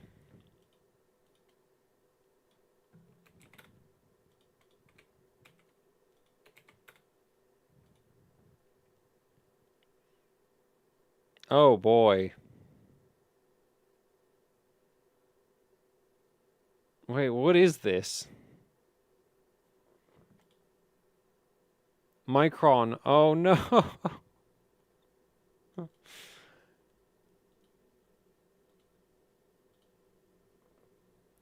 It's a giant micron stack. It's quad rank. Oh, at least it's not DDR5. Yeah, 3600 on a 10900 KF. I unfortunately don't have any suggestions for making this faster because quad rank is pain, and I avoid it to the well. It's not really hard to avoid, right? Like I choose what kind of content I make. I don't make content about quad rank memory setups. But anyway, so 3600, 15, 19, 19, 36. You could probably tighten the TRP a bit. Wait, no, you can't, because this is the memory, like, this is the Intel memory controller where TRCD and TRP are linked. Yeah, because it's a 10th gen, so you don't get separate TRP. And you can't tighten TRAS, because there's, like, a TRC limit with Micron. 13, 560, 4, 4, 16, so that, your secondaries look good. RTLs don't look completely out of whack. 40,000 refresh interval. You could probably raise that unless the memory sticks. Well, this is a quad rank setup, so they might actually be running quite hot. So yeah, maybe that is actually a reasonable limit for the refresh interval.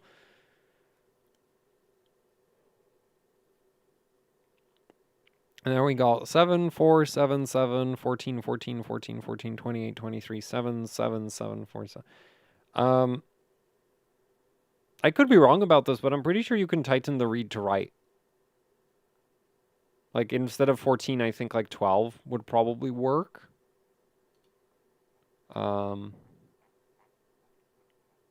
Also, there's a super chat, so we're going to do that one next.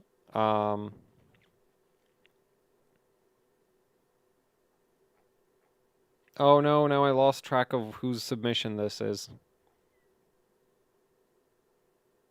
But, yeah, so this looks decent. And I don't really have any suggestions for it because, like, it is quad rank. Also, it's going to take forever to stress test. So, like, personally, if I was dealing with this, I would not want to, like, push it too hard because, like, it takes so long to stress test this much memory. So, you know, unnecessarily pushing it to the edge and then, like, getting errors, like, several hours in is really not fun. Especially because DDR4 is kind of like, it's not like DDR5 actually stress tests kind of faster than DDR4 in terms of just coverage. Though with how DDR5, like how flaky DDR5 memory controllers are, I do end up like stress testing DDR5 for longer than DDR4. Because like with DDR5, the like, especially when you're at high speeds, the whole like, oh, it errors, like it spits out an error after 16 hours is always a great experience with DDR5. Anyway, so let's take a look at this super chat submission. Oh boy, this is another one of those too much RAM setups. Well, actually with 11th gen, I guess it's not too much of a problem because in Gear 1, that memory controller doesn't clock very well anyway. So it's not going to get worse. Ooh, a Maximus 13 Extreme. On an 11900K. This, I mean,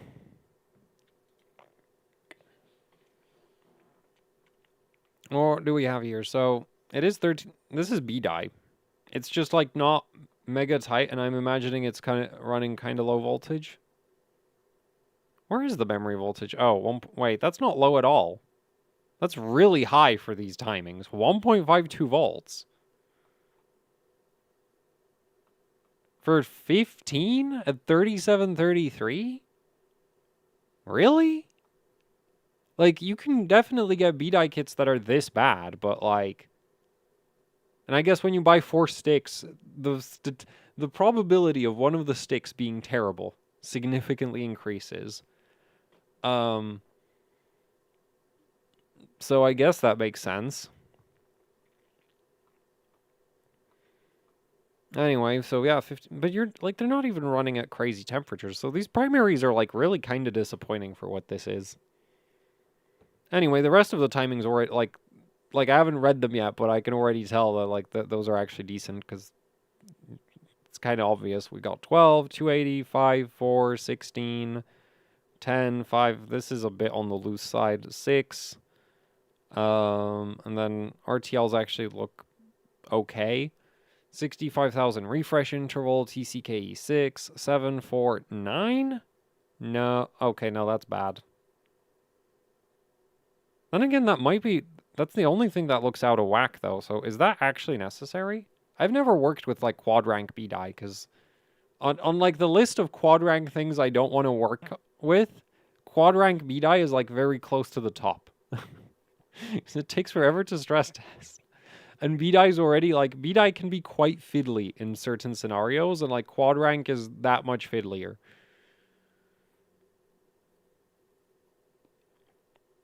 Well, higher density sticks are harder to overclock? No. The density of the memory chips has absolutely no relation to how, like, right now, the highest clocking DDR5 memory chips are 24 gigabit. So 24 gig DIMMs clock higher than 16 gig DIMMs. Now, 48 gig DIMMs also clock higher than 32 gig DIMMs, but 48 gig DIMMs and 32 gig DIMMs both clock worse than 16 gig DIMMs. That core voltage, it's an 11th gen. Nobody cares if one of those dies.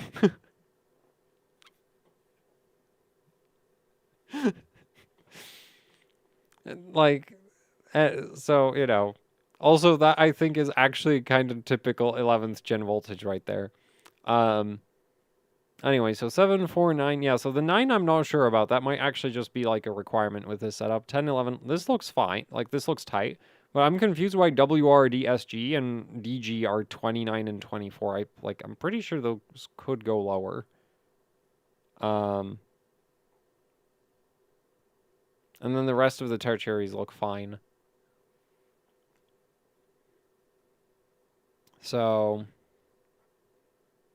yeah. So that's that setup. I don't know why you'd do this to yourself with, 11th gen and then this much DDR4. Anyway, I'm just gonna continue from the super chat. Maybe a little. Actually, you know what? No, I see a submission directly above the super chat, so I'll just grab that one. Like the main thing is like I don't know where I was if I scroll up, so yeah. Oh wait, there was like an entire essay with this screenshot. Hi chat BZ, this is my old gaming rig from 2 years ago. Stable in quotation marks.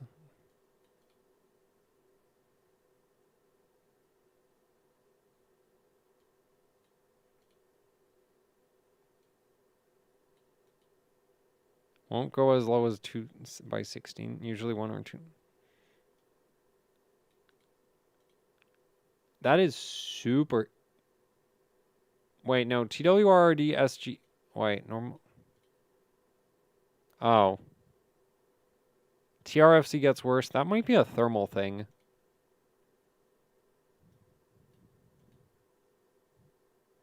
Or just like stick to stick variants.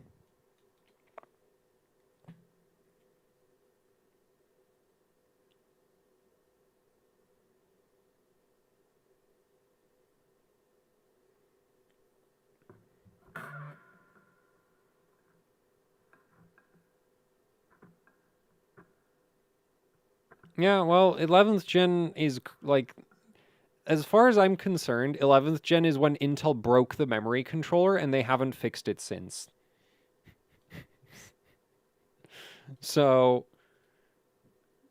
like, all the wonky, like, memory stability behavior that, like, the later Intel CPUs have, all of that started with 11th gen. Before that, the Intel memory controllers were kind of, like, not very flexible, but at least they were consistent. And then you get to 11th gen, and it was still not flexible. But now it was also, like, cursed.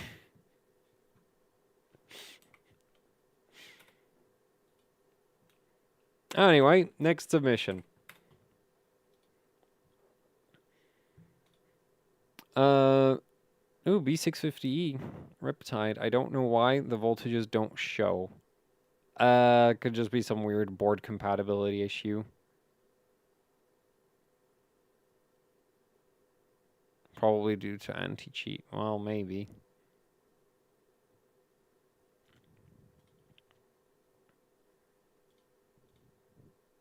So we got, what is it? 6,000, 32, 38, 38, 28, 68, 4, 8, 20, 6, 16, 48, 500, 4, 4, 12, 16, 2. This is single rank. 50,000 refresh interval. Yep. Any tips?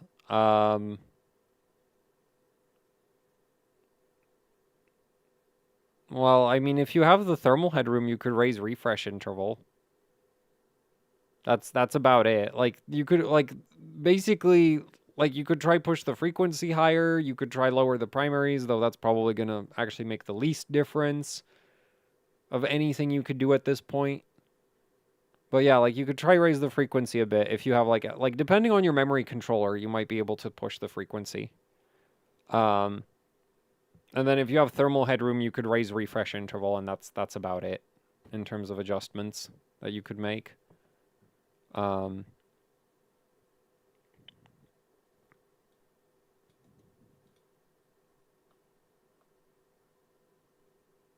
You could also maybe try lower TRFC a bit, but that's really not going to make as much of a difference as raising refresh interval does.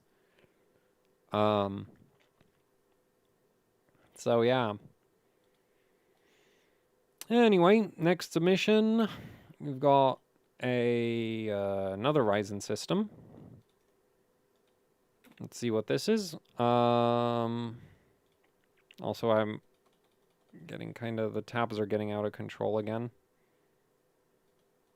Like, just keep opening new tabs. Becomes a mess. Oh boy, an HDV doing DDR5 8000. Trying to find the problem with this profile. Was running 8000 CL40 at 1.38, VDDI 1.42. After a couple weeks, noticed some instability when gaming. Decided to retest and it was unstable. I think that's just like a thing that happens when you're at these really high DDR5 speeds. Loosening SCL from 8 to 9 increase VDDI to 1.4.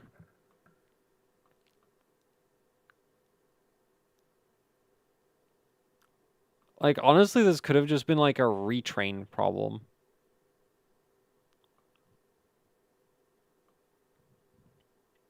Because at the very, very high speeds, like, the margins for things to work get really, really narrow.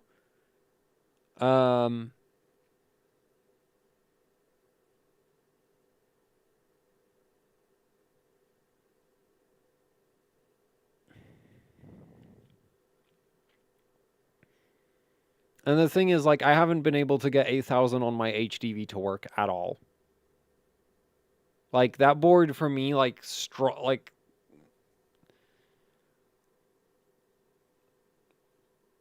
or, well, at all. Like, it errors out after, like, 16 hours of, like, mem test, I think. Because I think it's the HDV where it's, like, Y-Cruncher is super easy to run, and then Karhu, like, and it struggles with Karhu. Or wait, was it the other way around? Anyway, like, like, for daily, with Ryzen 7000, personally, I would just stick to 6000-ish.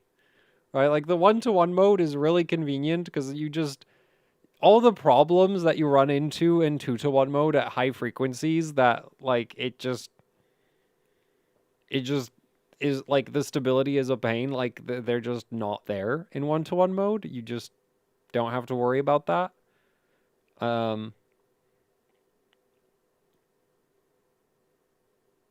And, like, yeah, 8000 is faster, but, like,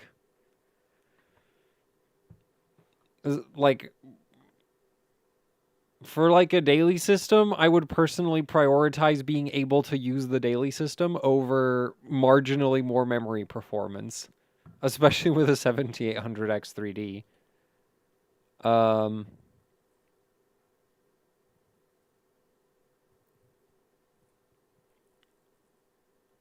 So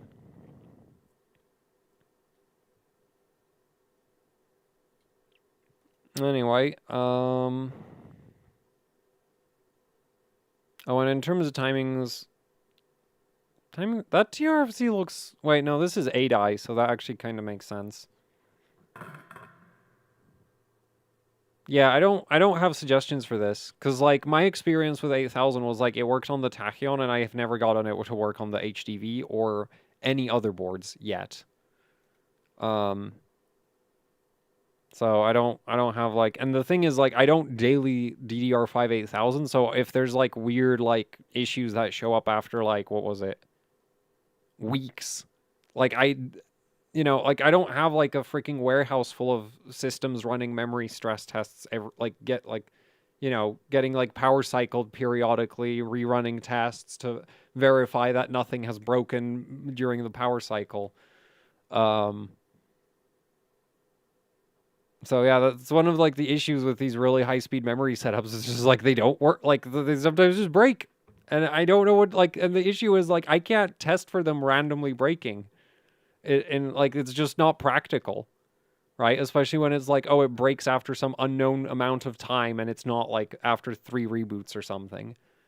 Um, so yeah, anyway, next submission.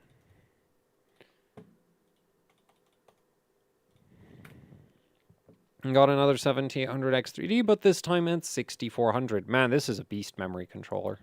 At 1.22. None of my CPUs would even post this combination. Why can't I never get good memory controllers? Seriously. Think like the one good memory controller. Well, the issue is I don't bin CPUs. So like for the CPUs that where it's like I don't hate the memory controller, I feel like it might just be there's not enough of a sample size in the wild. Um right, like I have a 4750G that I don't complain about its memory controller, but I don't know if that's good or if it's just because there aren't that many 4750Gs to compare against.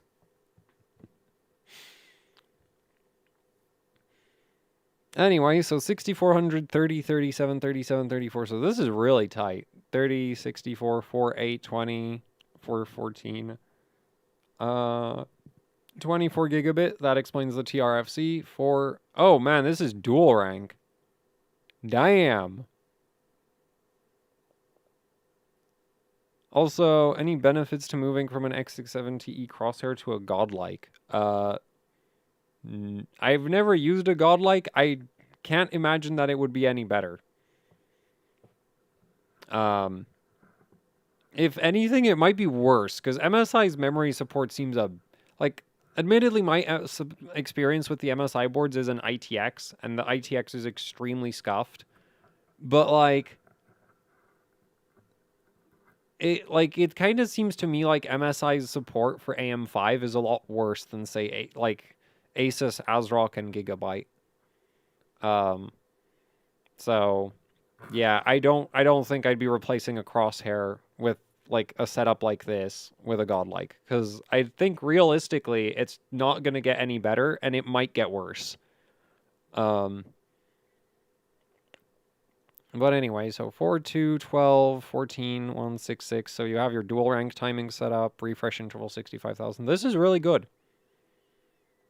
Yeah, like this is like kind of the peak of what you can do in 1-to-1 mode.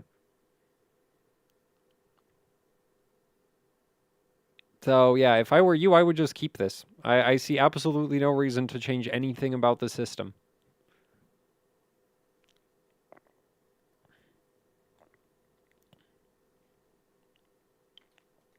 Anyway, next submission.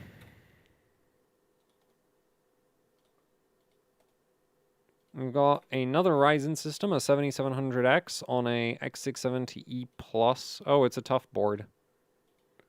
And it's running 6000, 30, 36 at 1.2, less than 1.2 SoC. Oh, your FCLK, that doesn't work anymore.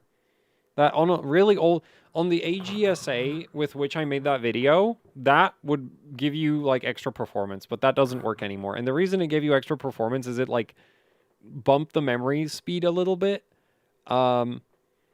Which is really weird because there like isn't officially a 6100 ratio, but yeah, AMD memory controllers, man, like or really memory controllers in general. But anyway, yeah, so for like on the newer AGSAs, if you're actually with that SoC, I imagine you could probably run 2200 FCLK. So yeah, if I were you, I would try to run 2200 FCLK with this setup. Or you could also try to push it to like 6200. But anyway, and then like at 6200, you can either run 2066 FCLK or 2166 or 2200 again, if you get lucky. Like the thing is, as you push SoC voltage up, max FCLK tends to get lower. So it kind of depends. Like some CPUs can do high FCLK with high SoC voltage, but a lot of CPUs can't. So it depends. But anyway, so 30, 36, 36, 36, 28, 64, 4, 8, 26, 16, 48, 500, 4, 4, 28, 12, 16, 2, 1. And this isn't dual rank, so we don't have to worry about that. 65,000 refresh interval. So yeah, this is just a very like sensible setup. 1.3 VDD. I am surprised that that works at CL30. That is like, I would not expect the VDD to be that low for CL30, but that's cool. So yeah, like the only like with this, the options are you can either push higher speeds and like definitely though change the FCLK. Like 2000 is literally better than 2033. So either push the FCLK way higher or just drop it to 2000. And that's like the only suggestion I really have for this that you definitely should do, because right now like there's no benefit to running 2033 on the newer AGSAs. And by newer AGSAs I mean like I think even like I lose track of time, but like it's been a really, really long time since that bug was relevant. Anyway, next submission.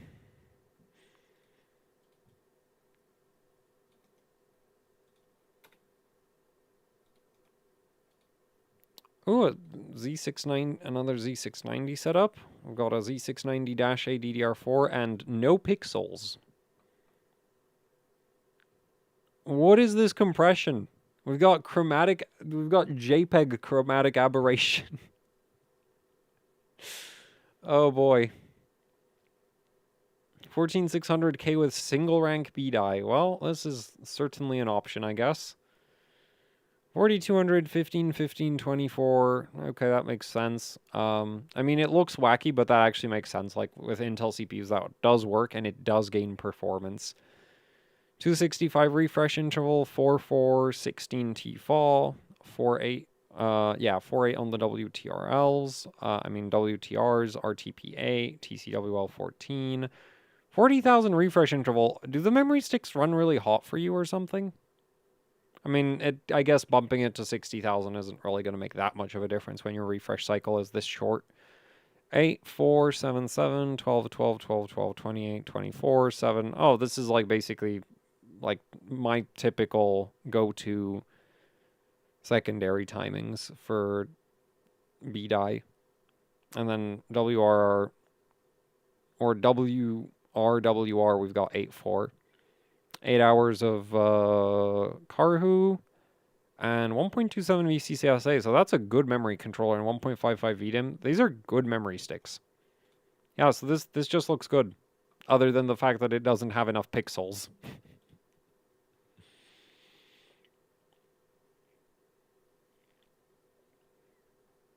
Oh no, the chat thing like jumped.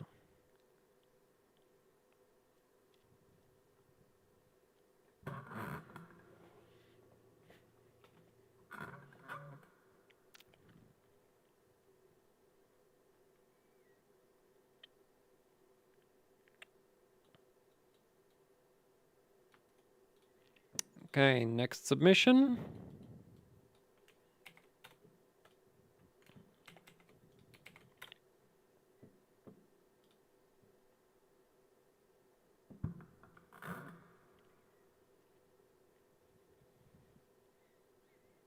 Got some DDR3.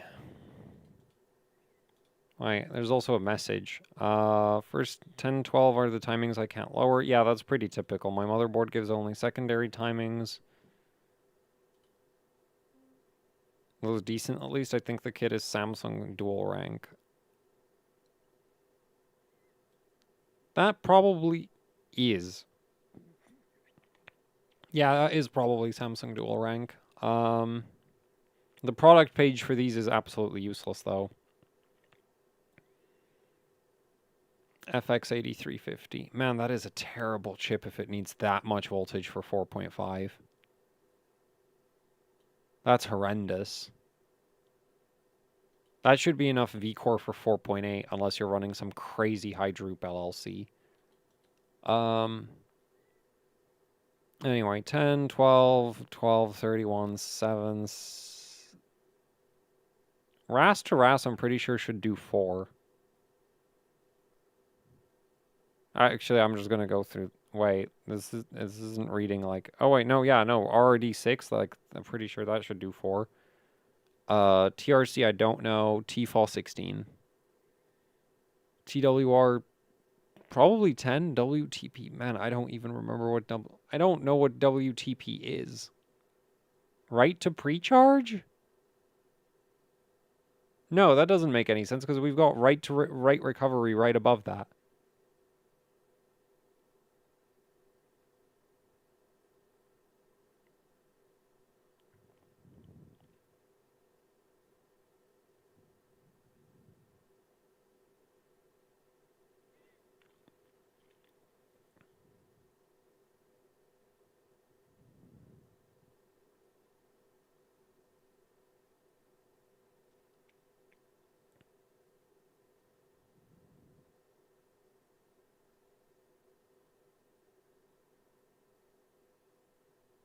Man, I don't remember. Like, I never really did a lot of memory. Like, okay, that's not true. I did some memory tuning with AM3 Plus, but I was really bad at it. So it's like trying to remember what to do, and it's like, oh nope, nope, this is definitely not right. I mean, you could. Well, these are 4 gigabit ICs probably. No, these are definitely 4 gigabit ICs. Wait, are they? This is 16 gigs total, right? This is 2 8 gig DIMMs. Okay, yeah. Okay, so it is definitely 4 gigabit memory chips. Yes. So you might be able to lower the refresh cycle, which I'm not sure if AMD lets you do that though. But yeah. So unfortunately, I am kind of useless for this because like at least the Intel DDR3 memory controller still has vaguely similar naming scheme to like the DDR4 one, but the AMD one is like actually just very different. And I don't remember anything for it. And yeah. So next submission, I guess. Also, how long have I been streaming? It's been almost 2 hours, so that'll be the end. Because you could probably tell that I'm kind of tired this entire stream. Not even sure why. It's not like I'm currently on like full freaking vampire hours, so I woke up at 9 p.m. Which is why we started the stream so late, because I literally was asleep until like a couple hours ago. But yeah, so I woke up and I'm still tired. 24 gigabit MDI on a 7950X running 6000 on an A620 board. This is a wacky system.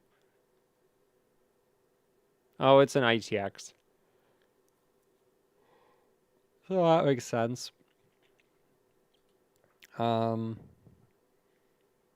there's a super chat, so I guess I'll do that.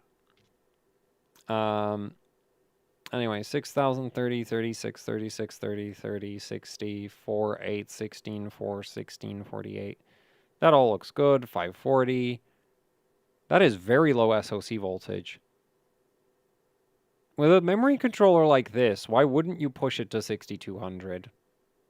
Because I think 6200 would probably work at like 1.15 SoC.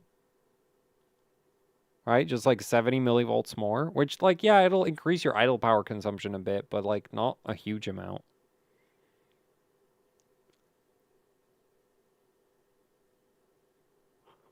And you'll get like a decent little speed uplift from that.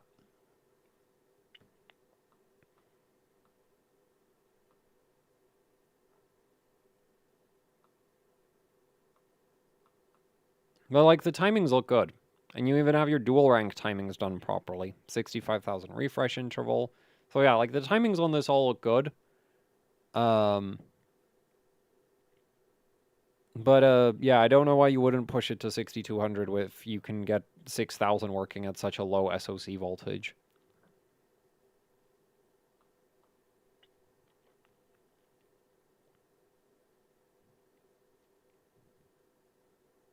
Try cutting out sugar in your food. That'll make me more tired. Like a weird thing that like wakes me up is orange juice. That tends to like yeah, that tends to like work. But then like sometimes I just get tired doing live streams for no apparent reason. That's just like a thing that happens. Like sometimes I like there's a stream that I do and I just like and I'm just like falling asleep throughout the stream and then I press the stop streaming button and it's like energy back on. I don't know, it might be just like my like dislike of social interactions. And I realize like live streaming isn't really much of a social interaction, but like I don't control that. It is just like a thing that I've noticed is like yep, sometime I stream and I'm like falling asleep for like the entire stream and then I stop streaming and it's like I'm functional again. No idea why that happens.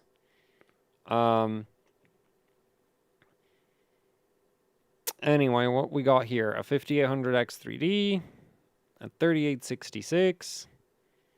I have my doubts about the lack of Windows hardware errors. VDIM 1.5, TRC errors at 16. Yeah, that generally makes sense, though. Yeah, like, not, like, I mean, this is kind of, like, 17 is kind of bad for BDI at 3866, but it's not exactly surprising. Like, there are BDI kits out there that at 3866 can do, like, 14, 15, 14, but not every kit can do that.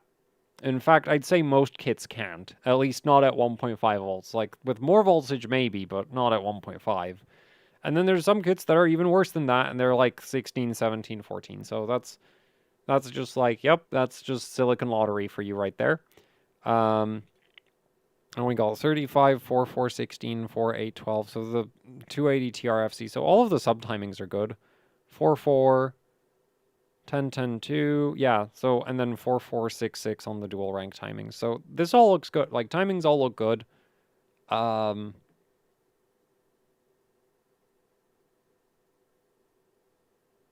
Kind of surprised that you're getting 3866 to work on a... Actually, no, that is about the limit of what those boards do. I'm kind of wondering if this CPU wouldn't be able to... Like, if you had a different board, like, say, an ASRock or a Gigabyte 4-dimmer, if you wouldn't be able to push higher memory speeds. Because the, like, one Asus Strix board that I tried with 4x8 just brick-walled at 3866 on a CPU that, like, it's not stable, but I can run, like, benchmarks all the way up to, like, 4000 and 4133 on 4x8 with other motherboards. And the Strix board, it just wouldn't post above 3866. Like, it was just 3866 is the hard wall, and it just doesn't boot above that. Not that I'm suggesting that you actually go buy a different board, because that would be a stupid waste of money. But, like, I do wonder if, like, the CPU that you have wouldn't be able to go higher on a different board. because my experience with the Strix B550, what was it, XE? So I actually went with literally the most expensive B550 Strix board that Asus makes, and it literally gets dunked on by the ASRock B550 Steel Legend when it comes to memory clock on 4x8. And even on 2x16, it like that board is like I did not like I knew the Asus daisy chain wasn't that great, but like man, it is so much worse than I thought it was. It's like closer to like 4-layer gigabyte boards than it is to like 6-layer. I'm not even sure the B550 Steel Legend is a 6-layer board. I kind of suspect it's a 4-layer. But I haven't like I don't want to like the thing is the only way to find out the layer count of a board if it's not labeled is kind of physically destructive because you need to like sandpaper the edge of the board to see how many layers it has, and it's just like, yeah, I'd rather not do that to a board that I actually like using. So yeah, anyway, I guess I'll grab the like a couple more submissions and that'll be the end of the stream.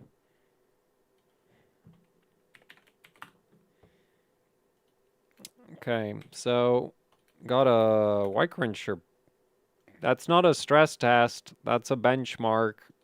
This doesn't this doesn't tell you that your RAM is stable. This just tells you that your RAM is fast.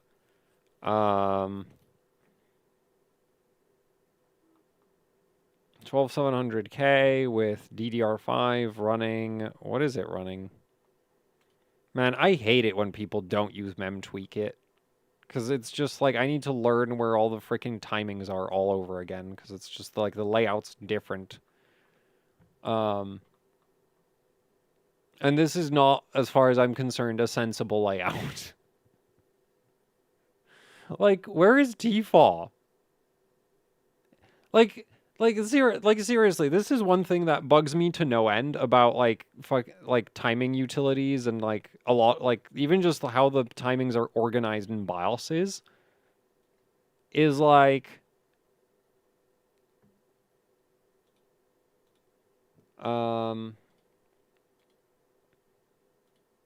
is this gonna work? Like, oh boy, okay, that give me a second. So here are our TRDs, and this is the.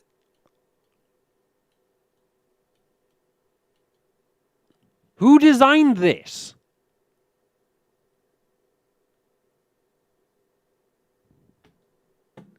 And there's like motherboard BIOSes that do the same thing where your TRDs are like a mile away from the TFAW timing when they're this like those three timings are like one there's not that many timings that are directly related to each other. But man, when there are like or like TCWL and TCL. So this is relatively reasonable right here. But then like TRP, TRAS, and TRC, those are related to each other. The TRFC block over here, okay, fair enough.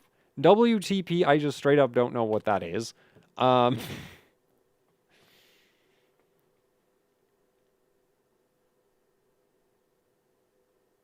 Okay, so this organization down here kind of makes sense, but I still don't like it.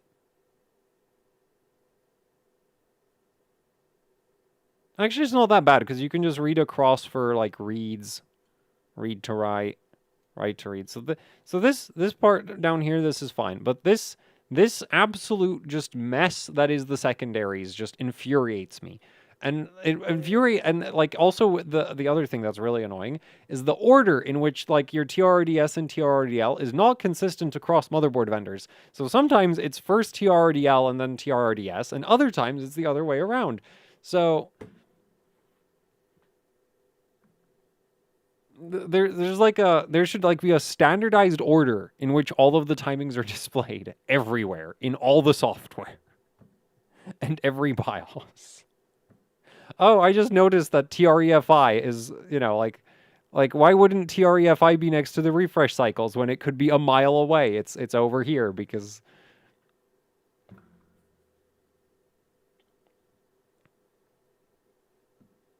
So, like, and I'm not saying that MemTweakit has the best layout, because MemTweakit does do that thing where, like, does it? Or is it ASRock Timing Configurator that does that, where TFAW is a mile away from the TRDs? But, like, at least I've, like, memorized, like, I use MemTweakit, right? So I've at least memorized how MemTweakit is laid out. And it just frustrates me to no end when somebody uses something other than MemTweakit, because I need to, like, figure out where everything is all over again. Because it's not standardized. Anyway, what is this? Okay, so this is 6400. UCLK is a AMD thing, not an Intel thing. The U stands for Unified Memory Controller.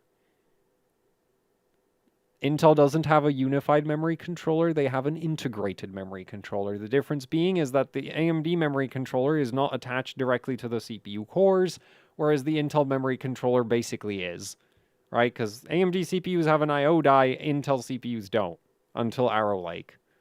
So I wonder how Intel's going to deal with that with Arrow Lake. But anyway, there should be a link to MemTweakit in the stream description.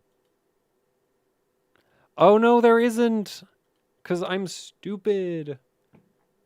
Man, and I even remember, like, saving a copy of this because of, like, there was, like, a stream that I did that wasn't a RAM timing stream, and the description used to have a MemTweakit link. Yeah. Yeah, and I then, like, I did a stream that wasn't RAM timing React, and I never I never put the description back to the utilities. Give me a second. There. Description now has links to all of the relevant utilities. But anyway, so 30, 37, 37, 28, 28. So that all looks good. TRC 65. Wait, this is MDI, isn't it? 368, 299. Yeah, this got to be MDI. Command rate 2.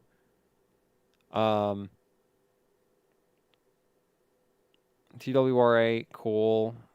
I don't know what WTP is. Probably doesn't exist on the Intel memory controller anyway.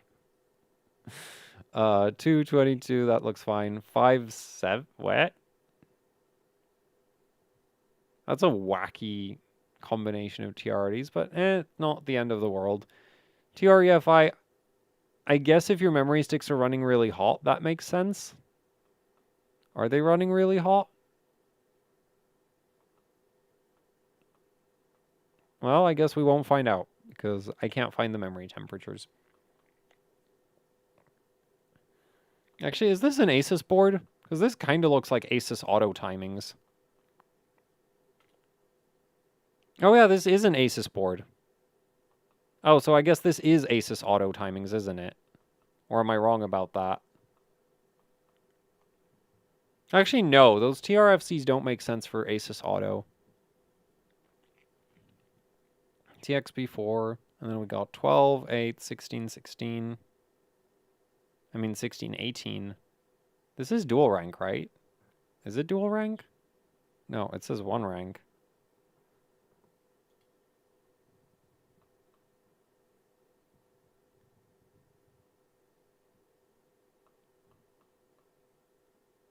Okay, it isn't dual rank. So 12, 8, that makes sense. 18, 18, 60, 40, 12, 8. So you could tighten WRD SG and WRD DG a bit, but that's like the only thing that I would really change. Yeah, it looks like this looks fine. Anyway, one last submission. Actually, well, we'll see. Actually, you know what I am gonna do? Submissions are closed. Take the instructions. No, take this instructions away, and we'll just get through whatever is still in chat.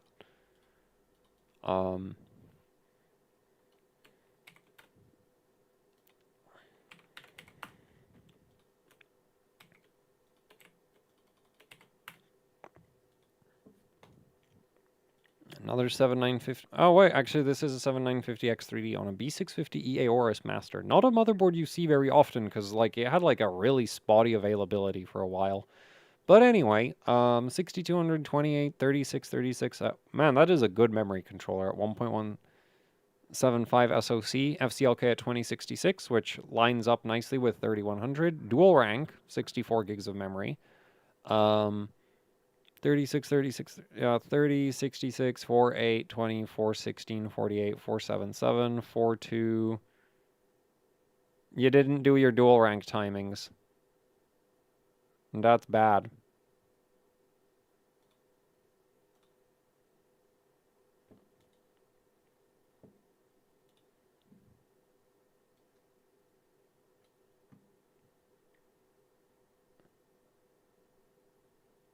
Like, this right here, that should be 6.6, and this should be 8.8. Yeah. That's like the only thing I would change about this. Because the rest of it's fine.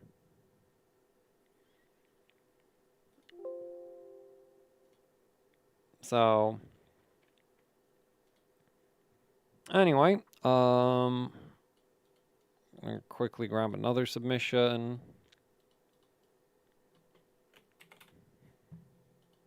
Why is that not working? Okay, now it does. Ooh, a Maximus 8 hero. It's not something. Z170. Man, the Skylake memory controller with the really short ring. Yeah, actually the KB-like memory controller, which is basically a Skylake memory controller, but that really short ring does things for the memory latency. Turns out quad cores have a latency advantage inherently. Don't tell the mouse feel people. Anyway, 1.48 VDIM, 1.2, or they're gonna all they're gonna drive up the KB-like quad core prices on eBay. 1.48 VDIM, 1.2, 1.25. Yeah, those are reasonable voltages for that. 37, 33, 14, 14, 14, 32. You could definitely run lower TRAS. 14, 276, 4, 8, 4, 16. Yeah, see, like see this? TRDL, TRDS. Where's T-Fall? All the way at the bottom. Why? Because reasons. RTLs look fine. TREFI at 30,000. I'm pretty sure you can set TREFI higher than that on KB Lake. Or is that or did the register limit get extended on the later CPUs? I don't remember. Anyway, TCK could be lower, like you could set that to 4. Not that it really makes much of a difference. And then 6, 4, 6, 7, 12, 12, 12, 12, 12, 28, 24, 8, yeah, and 6, 4, 9, 9. Well, it doesn't matter because those are dual rank timings. So yeah, this looks good. Yeah, and you got that extremely low latency because it's a quad core. Also, like the memory controller since 11, like the Intel memory controller since 11th gen just has inherently higher IDA latency. It's not actually slower. If you run something like PyPrime, the 11th gen memory controller is actually like probably like the fastest PyPrime memory controller right now. But like, yeah, it is kind of fun. Like, and that's why I hate IDA so much, because this is such a useless number over here. This is utterly meaningless. It's like if IDA's latency measurement was like relevant to real world performance in the slightest, Skylake CPUs would dominate gaming because they have the lowest memory latency of anything ever as far as IDA is concerned. But I can assure you, you definitely do not want to use a freaking 7700K for like gaming instead of like a Raptor Lake. Right? Like if you have the choice between a Raptor Lake CPU and a KB Lake CPU, you do not take the KB Lake. And you don't take a Rocket Lake either.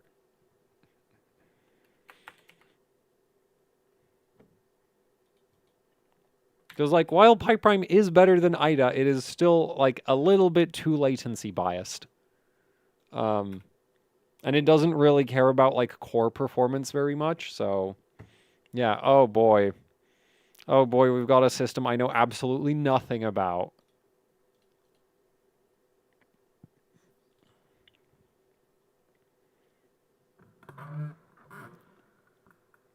i3-7350K lowest latency? Maybe, but the memory controller on those is terrible. Like, really, really terrible. Like, i3-7350K is like the memory control. Like, you actually need to bin those to get like a memory controller that does 4,000, which is horrible. Anyway, so we got a 9900X here. And I'm pretty sure the refresh interval encoding works differently from how it works now, because like I'm guessing there's like a multiplier on that, because 1,000 is way too low. TRFC, there's actually DDR3 memory chips that can do 2-digit TRFC, but I don't know what this is, so I don't know if that's good. These are 2 gig sticks. Okay, that TRFC looks weirdly high. That TRRD looks high. TFAW, that's just an objectively bad TFAW. Right to wait, so WTP is right to precharge.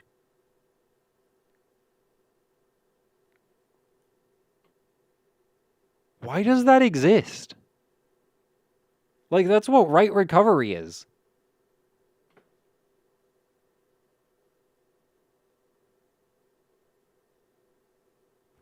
Let me just pull up a DDR3 data sheet, because those data sheets, RAM.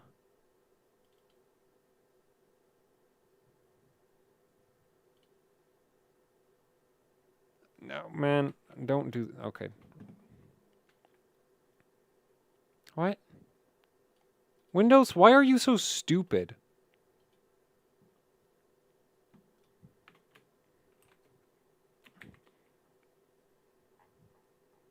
Now, this is a Micron DDR3 data sheet, and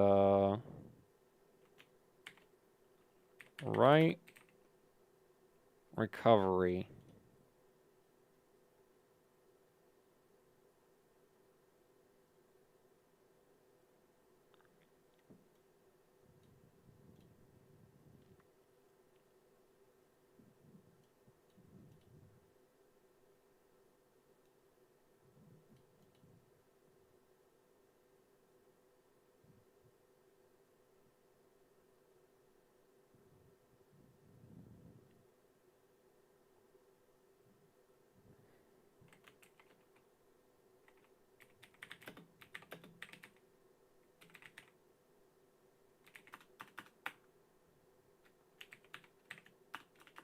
Yeah, WTP doesn't exist, so that has to be some Intel like translation of write recovery.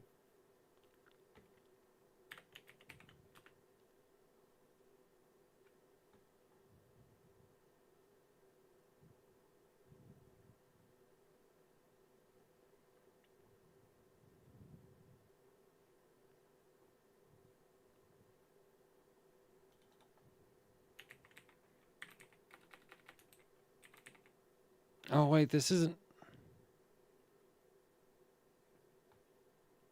Oh wait, we have read to precharge right here. Yeah, but that's RTP. Read to pre. Oh no, that's not gonna work. That's gonna find everything.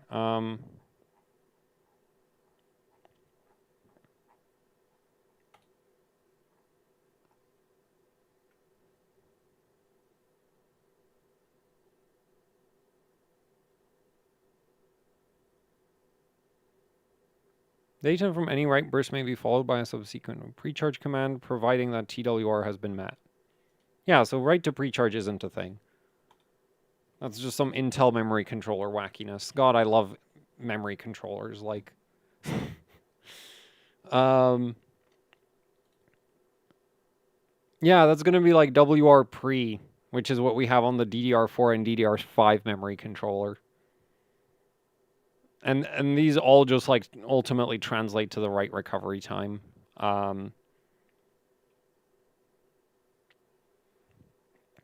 It's pretty much just like a counting difference. Anyway, RTP6, that seems sensible. I don't know. It's DDR3. I don't know anything about this.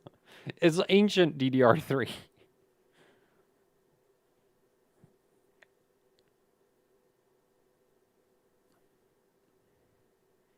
And then the tertiaries, I'm actually just clueless. I give up. They look really loose, though, because they're all like 6.6. Same rank as 4. So off the top of my head, like ideally every single one of them you'd want to be at 4. That would be like peak performance, but I don't know if that actually realistically would work. Because yeah, it's kind of like how DDR5 you would ideally want all your tertiaries to be 8, but that doesn't work in the real world. But it would be cool if it did, because you'd like have like, I mean, you'd still have some downtime, but like for minimal at that point. Anyway, I think that'll be the end of the stream, because yeah, it's been 2.5 hours. I'm like not doing so great in terms of energy levels.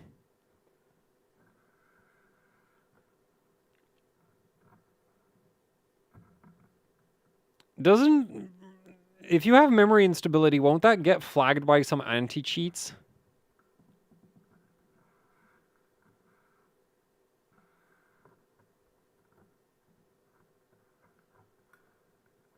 Like, I'm pretty sure I've heard that people got flagged by anti-cheats for unstable Intel CPUs. So, like, I imagine unstable RAM would get you flagged by anti-cheat as well.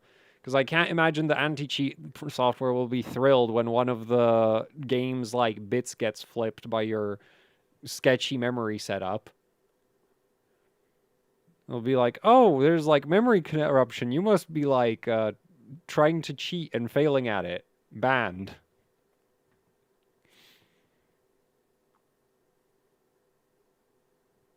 Right, auto pre-charge. Yeah, I'm aware of the auto pre-charge commands, but like if the memory control, like, and that's when like TWR is relevant, but the memory controller can like manually send pre-charge whenever the hell it feels like it.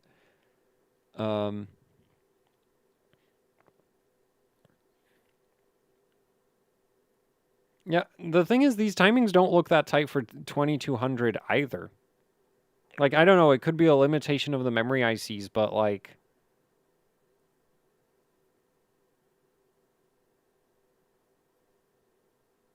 and again, I don't have a ton of experience shooting subtimings on DDR3, but this does look kind of loose.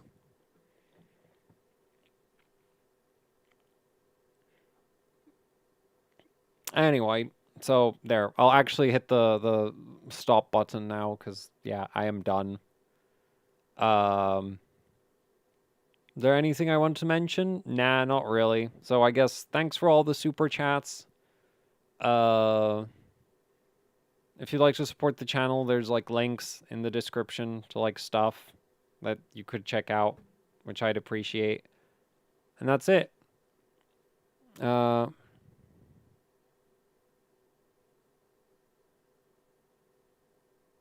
So yeah, thanks for watching and goodbye.